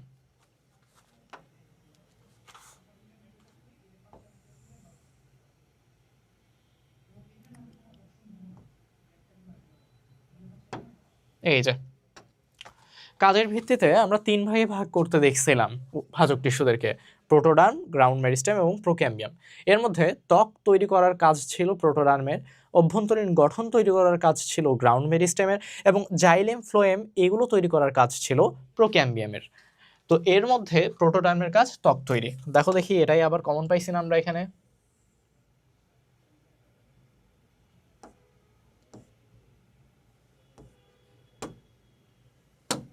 প্রোটোডার্মের কাজ কি? ত্বক তৈরি। তারপরের প্রশ্নে যাই, কোন উদ্ভিদে হাইড্রোথর থাকে? একটু আগে যেটা পড়ে আসলাম, টমেটো। টমেটো বাদ দিয়ে আর কে কে ছিল? ঘাস আর কচু। কিউ চিহ্নিত অংশের নাম লিখো। এটা আমরা কিভাবে দেখবো? ছবিটা তো দেওয়া নেই এখানে। ক্যাম্বিয়াম। আচ্ছা দেখো, গঠনটা তাহলে নিশ্চয়ই এরকম হওয়ার কথা যে এভাবে গঠনগুলো থাকে নর্মালি। একটা ফিগারটা এইভাবে ভাগ করে দেওয়া থাকে।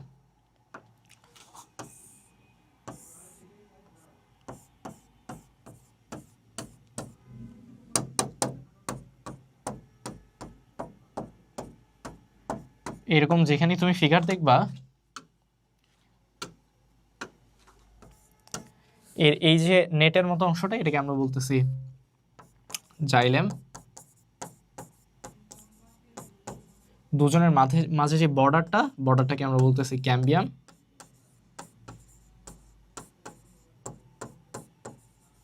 এবং এই পাশে যে ডট ডট ওয়ালা অংশটা, এটাকে আমরা বলতেছি ফ্লোয়েম।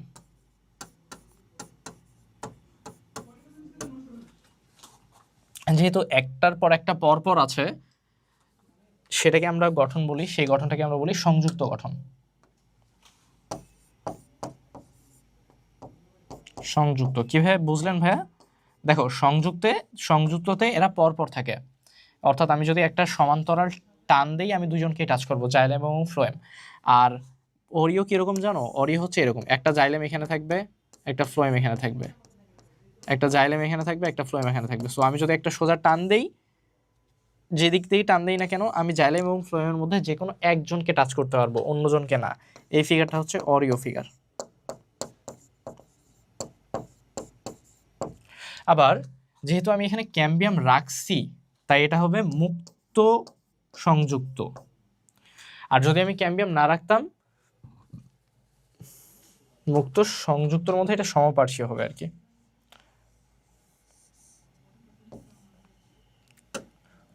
পুরোটা লিখি একেবারে, মুক্ত সমপার্শ্বীয় সংযুক্ত। ওকে, তো যেহেতু ক্যাম্বিয়াম আছে তাই মুক্ত। যদি ক্যাম্বিয়াম না থাকতো তাহলে সেটা হতো যুক্ত।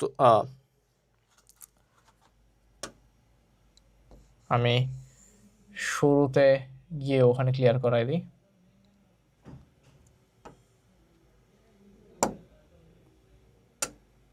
দেখো,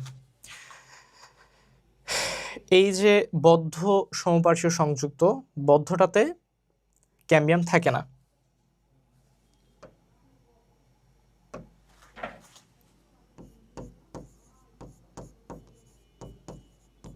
ক্যাম্বিয়াম থাকে না। এবং এই যে মুক্তটা, এটাতে ক্যাম্বিয়াম থাকে, এটাই বলতে চাচ্ছিলাম।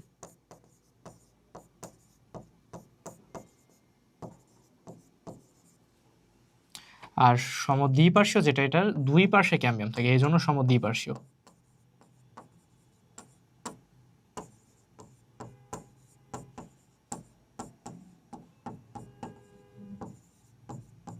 কার দুই পাশে? জাইলেমের দুই পাশে। তো জাইলেমের দুই পাশে যদি ক্যাম্বিয়াম দেখি, সেটা সমদ্বিপার্শ্বীয়। জাইলেমের যে কোনো এক পাশে যদি ক্যাম্বিয়াম দেখি, সেটা মুক্ত সমপার্শ্বীয়। আর যদি ক্যাম্বিয়ামই না থাকে, সেটা হচ্ছে বদ্ধ সমপার্শ্বীয়। আর কোনটা কোথায় দেখি? সমদ্বিপার্শ্বীয়টা দেখি লাউ কুমড়া শশায়, মুক্ত সমপার্শ্বীয়টা দেখি দ্বিবীজপত্রীর কাণ্ডে, আর বদ্ধ সমপার্শ্বীয়টা দেখি একবীজপত্রীর কাণ্ডে।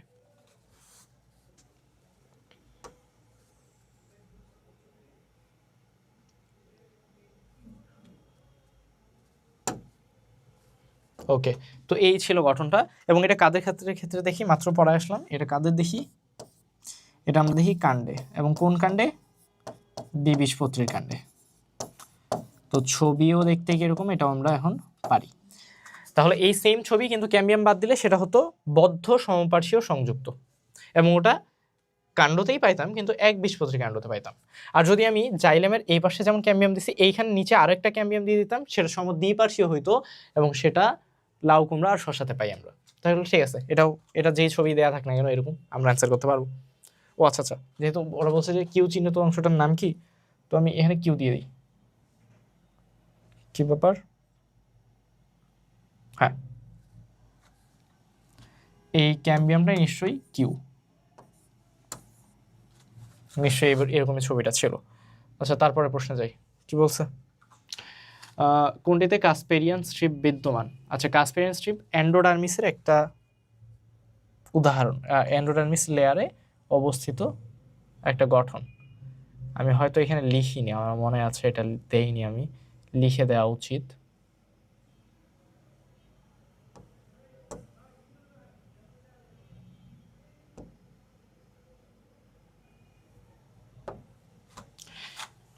এই যে এন্ডোডার্মিস আমরা দেখছি, এন্ডোডার্মিস কই থাকে? এন্ডোডার্মিস থাকে বহিঃস্থলী অংশে। গ্রাউন্ড টিস্যু এতটাই বড়, এতটাই বিক্ষিপ্ত যে গ্রাউন্ড টিস্যুকে আমরা দুইটা ভাগে ভাগ করে পড়ি, বহিঃস্থলী এবং অন্তঃস্থলী।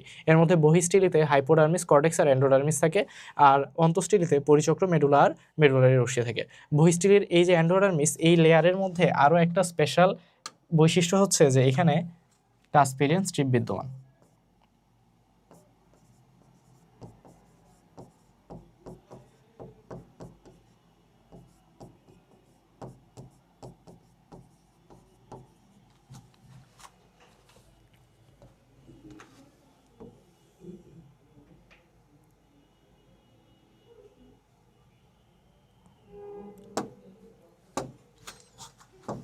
এটা এখন পারবো। তারপর প্রশ্ন যাই, পেরিসাইকেল স্তর হতে ভাস্কুলার বান্ডল সহ ভিতরে। আচ্ছা, পেরিসাইকেলটা ছিল বর্ডার, ওই বর্ডারের বাইরে যা যায় কিছু বহিঃস্থলী, ভিতরে যা যায় কিছু অন্তঃস্থলী। এখন অন্তঃস্থলীর মধ্যে কি কি ছিল? অংশে না, অন্তঃস্থলী, অন্তঃস্থলীর মধ্যে কি কি ছিল? মজ্জা, তারপরে হচ্ছে যে কেন্দ্র পর্যন্ত, হ্যাঁ, তো মজ্জা রশ্মি বা মেডুলারি রে, এই ধরনের জিনিসগুলো প্রেজেন্ট থাকবে। স্যালাজিনেলা, আচ্ছা, তিনটা ছিল, টিএলএস, পিতে পিটিইআরআইএস, টেরিস, লাইকোপোডিয়াম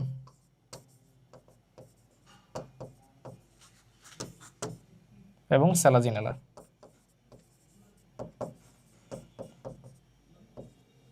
এই তিনটাতে আমরা দেখতে পাবো হেড্রোসেন্ট্রিক গঠন।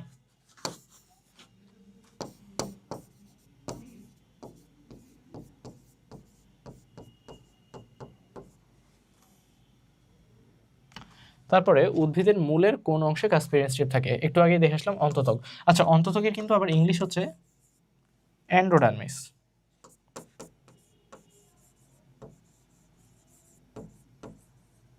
ইংলিশে যদি দিয়ে দেয়, অন্তত্বকের ইংলিশ হচ্ছে হাইপোডার্মিস,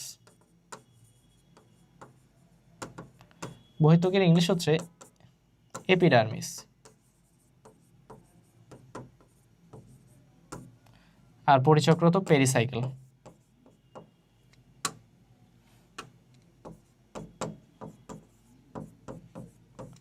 আর এন্ডোডার্মিসে যে কাসপেরিয়ান স্ট্রিপ থাকে, বা অধত্বকে যে কাসপেরিয়ান, ওয়েট, আল্লাহ, এটাকে আমি অধত্বক আর ওটাকে অন্তত্বক ভাবছি।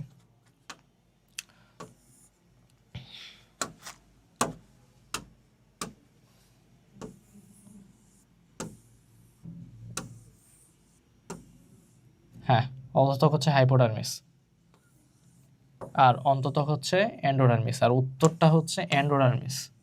আমি এটাকে অন্ত আর ওটাকে অধ করছিলাম, এরকম ভুল তোমাদের করা যাবে না আবার। ঠিক আছে, কোথায় কাসপেরিয়ান স্ট্রিপ? আবার অন্ত, অন্ত অন্ত অন্ত অন্তত,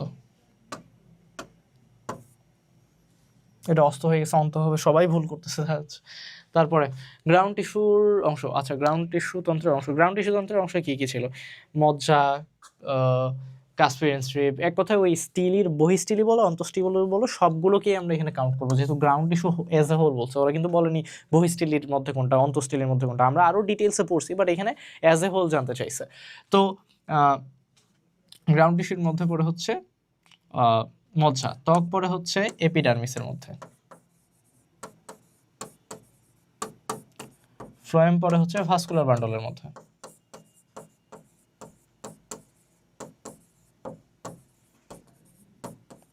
মূলরোমও পড়ে এপিডার্মিসের মধ্যে।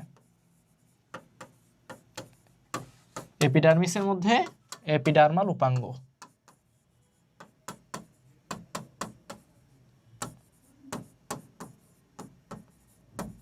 হচ্ছে মোলর। ঠিক আছে, এইগুলোই এখান থেকে জানতে হইতো। তারপরে প্রশ্নটাতে যাই। স্টিলির অংশ হচ্ছে আচ্ছা, স্টিলি আর অন্তঃস্টিলি বলতে যা বোঝানো হয় এই জিনিসটাই বেসিক্যালি স্টিলি ইজ ইকুয়ালস টু অন্তঃস্টিলি। সো অন্তঃস্টিলি মানে যা বোঝায়, স্টিলি মানে আমরা তাই বুঝি। সো অন্তঃস্টিলির অংশ কি কি, ভিতরে যা যা থাকবে, কি কি ছিল ভিতরে। হ্যাঁ আচ্ছা, এটা অস্তন, এটা অন্ততক, এটাও না, এটাও না, এটাও না। কেন পরিচক্র থেকে শুরু, অ্যাকচুয়ালি পরিচক্র ছিল বর্ডার, ওই বর্ডার সহ ওই বর্ডারের ভিতরে যা যা কিছু সব ছিল স্টিলির অংশ। ও আচ্ছা, তাহলে এরা তিনজন কি, এরা তিনটি হচ্ছে বহিঃস্টিলির অংশ।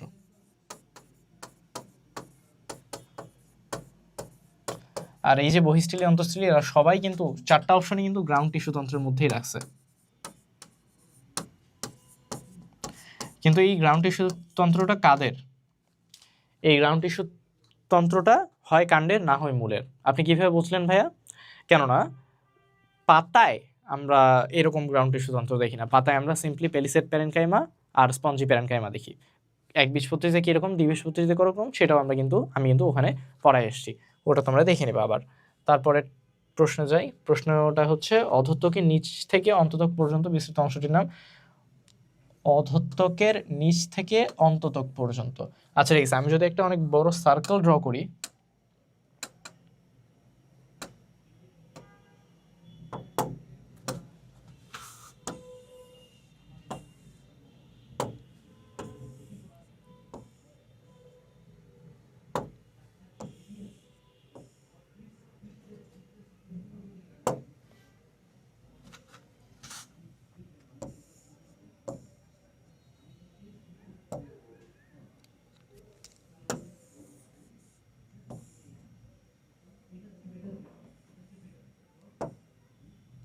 ওকে, তাহলে এটাকে যদি আমি এখন ক্লাসিফিকেশন করতে চাই, সব থেকে বাহিরের লেয়ারটা হবে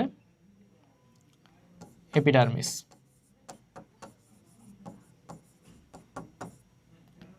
তারপরেই হাইপোডার্মিস, তারপরে যে বৃত্তটা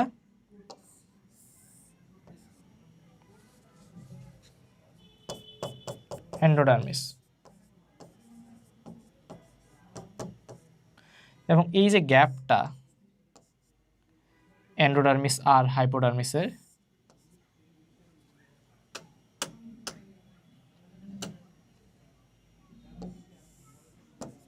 এই গ্যাপটাকে আমরা বলি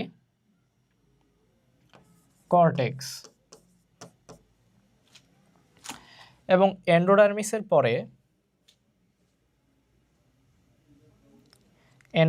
পরেই ভেতরে এই পুরো জায়গাটা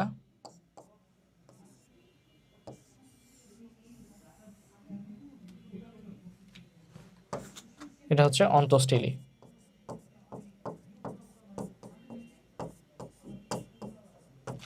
যাই হোক, ওরা কোশ্চেন করছে অধত্বক তথা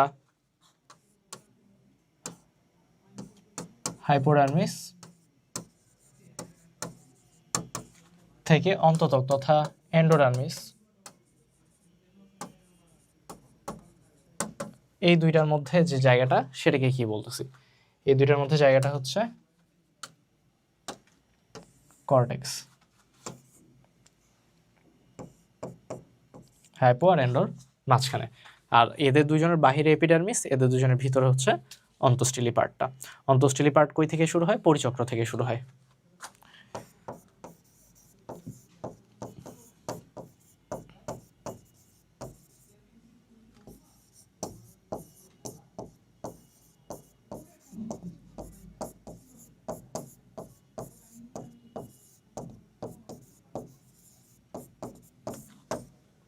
ওকে, তারপরে প্রশ্নটা দেখি। পাতার গ্রাউন্ড টিস্যুকে কি বলে? মেসোফিল। এবং মেসোফিল, এই তথ্যটা বাদ দিয়েও মেসোফিল একবীজপত্রীর ক্ষেত্রে কিরকম, দ্বিবীজপত্রীর ক্ষেত্রে কিরকম, সেটা তো আমরা কিন্তু ডিটেলস জানছি। তারপরে পরিণত কোনটি? পরিণত জাইলেম টিস্যুর সজীব উপাদান। দেখো, সজীব উপাদান হচ্ছে যে কোনো প্যারেনকাইমাগুলো। কি মনে রাখবো আমরা? রুল অফ থাম কি? প্যারেনকাইমা শব্দটা দ্বারা আমি বুঝবো যে সে হচ্ছে সজীব, কেননা তার কাজ হচ্ছে খাদ্য তৈরি, তো সে যদি জীবিতই না থাকে খাদ্য তৈরি করবে কিভাবে। আর ফাইবারগুলো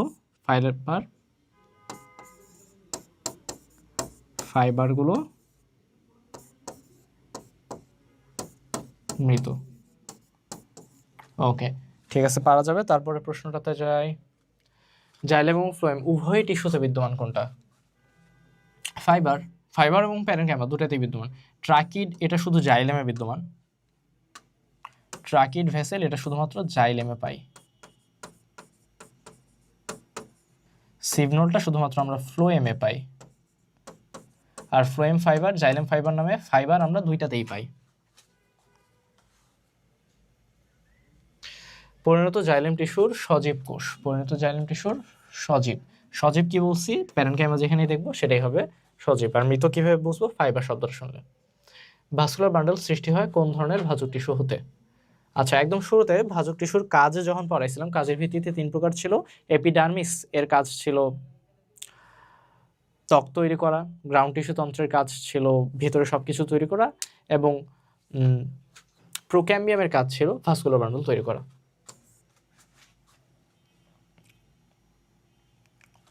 এটা অলরেডি পড়া আসছে, এটা তার ডিটেলসে না যাই। তারপরে প্রশ্নে যাই।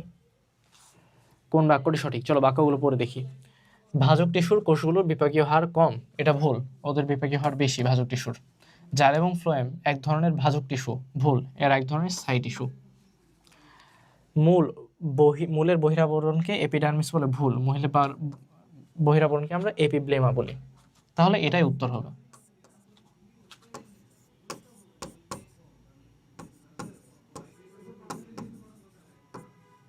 জাইলেম এক ধরনের ভাজক টিস্যু না, এটা হচ্ছে স্থায়ী টিস্যু।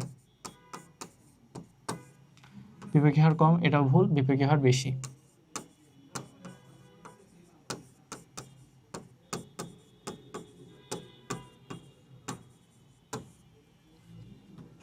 ওকে, আর এন্ডার্ক আর এক্সার্কের বিষয়টা কিরকম দেখো।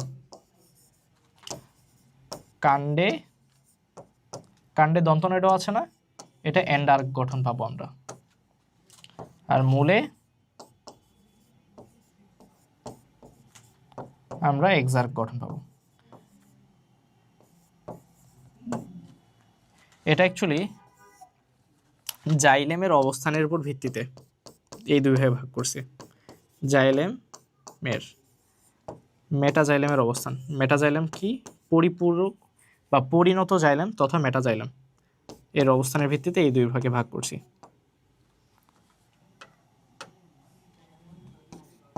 অবস্থান। কাণ্ড দন্তনেডো আছে, এন্ডার্ক দন্তনেডো আছে, তাহলে মূলে এক্সার্ক অন্যটা মূলে। আচ্ছা, মূলে এন্ডার্ক কি কথাটা সত্য, এবং ওইটাই জানতে চাইছে। তারপরে প্রশ্নে যাই। দ্বিবীজপত্রী উদ্ভিদের ভাস্কুলার বান্ডল। আচ্ছা, যদি মূল হয় দ্বিবীজপত্রী উদ্ভিদের ভাস্কুলার বান্ডল কোনটি? দ্বিবীজপত্রীর মূলে অরিও, আর যদি কাণ্ডর কথা বলি মুক্ত সমপার্শ্বীয় সংযুক্ত গঠন।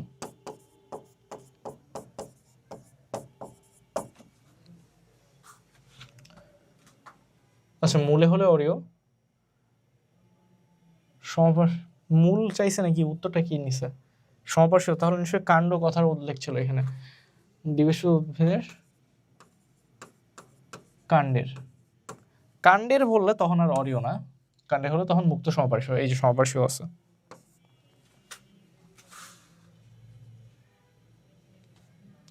আচ্ছা, একটা ছবিতে আছে এখানে পি হচ্ছে ফ্লোয়েম, এরকম একটা ছবি তোমাদেরকে একটু আগে দেখায় আসলাম। কিউ হচ্ছে ক্যাম্বিয়াম, এবং আর হচ্ছে জাইলেম। ওকে, এখন প্রশ্ন পড়ি। পি চিহ্নিত অংশের কাজ মানে ফ্লোয়েমের কাজ। ফ্লোয়েমের কাজ কি? খাদ্য এবং খাদ্য সঞ্চয় দৃঢ়তা প্রদান। হ্যাঁ, ঠিক আছে, করবে সে। এবং উদ্ভিদ দেহে তৈরিকৃত, ওয়েট এ সেকেন্ড,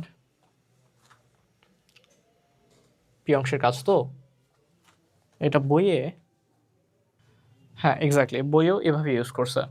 অর্থাৎ এই যে জাইলেমের জন্য এরকম লম্বালম্বি টান আড়াআড়িভাবে এবং ডট ডট চিহ্ন ফ্লোয়েমের জন্য, এটা যে শুধুমাত্র আমরা এই ছবিতে ইউজ করছি তা না, এটা কিন্তু বইয়ে ইউজ করছে।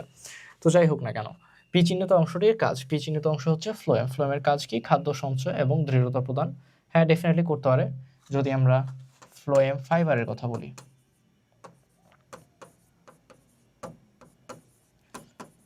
ফাইবার এই কাজটা করবে। এবং উদ্ভিদে খাবার পরিবহন করা, এটাই অ্যাকচুয়ালি ফ্লোয়েমের কাজ। ফ্লোয়েম এর কাজ, ফ্লোয়েমের কাজের মধ্যে তাও ইন পার্টিকুলার যদি বলি, সিভ কোষের কাজ হচ্ছে এটা, খাদ্য পরিবহন করা। তাহলে পানি এবং খনিজ লবণ পরিবহন করার কাজ এটা ছিল ভাই জাইলেমের কাজ। এবং জাইলেমের মধ্যেও ইন পার্টিকুলার ট্রাকিড আর ভেসেলের কাজ ছিল এটা। কিন্তু এক্ষেত্রে আমাদের কাছে কোয়েশ্চেন করছে ফ্লোয়েমের কাজ, পি অংশের কাজ। সো অবশ্যই 2 অ্যান্সার হবে না, 1 আর 3 উত্তর হবে। একবীজপত্রী কাণ্ডের বৈশিষ্ট্য, চলো অপশনগুলো পড়ি। কাণ্ড রোম বিদ্যমান না, একবীজপত্রীর কাণ্ডে রোম থাকে না। দ্বিবীজপত্রীর কাণ্ডে রোম থাকে এবং সেটাও বহুকোষী হয়। ভাস্কুলার বান্ডল সমদ্বিপার্শ্বীয় না, সমদ্বিপার্শ্বীয় দ্বিবীজপত্রীরও এক্সেপশন কিছু, লাউ কুমড়া শশাতে পাই।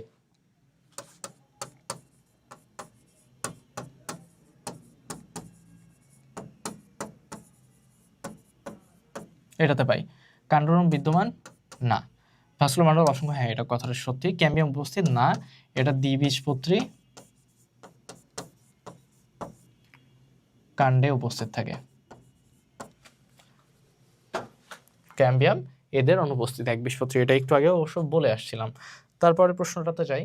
কোশ্চেন করছে একবীজপত্রী কাণ্ডের ভাস্কুলার বান্ডল কিরকম হয়। আচ্ছা, জাইলেম টিস্যুর গঠন একটা ভিও, হ্যাঁ অ্যাকচুয়ালি কথাটা সত্য। পরেরগুলো পড়ি। জাইলেম এবং ফ্লোয়েম ভিন্ন ভিন্ন ব্যাসার্ধে থাকে, এটা কি কথা সঠিক? চলো দেখি তো।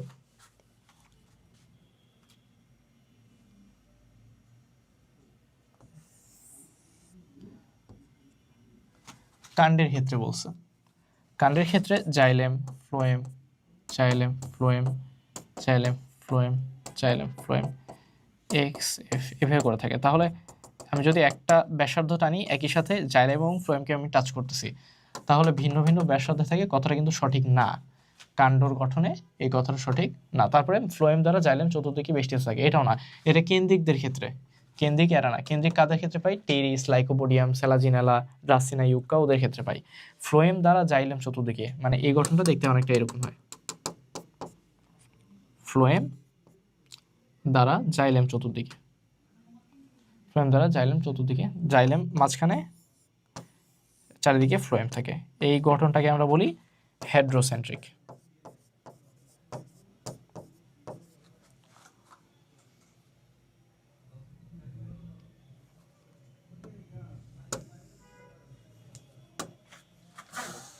এটা ফিগার কিসের? একবীজপত্রী কাণ্ডের অন্তর্গঠন।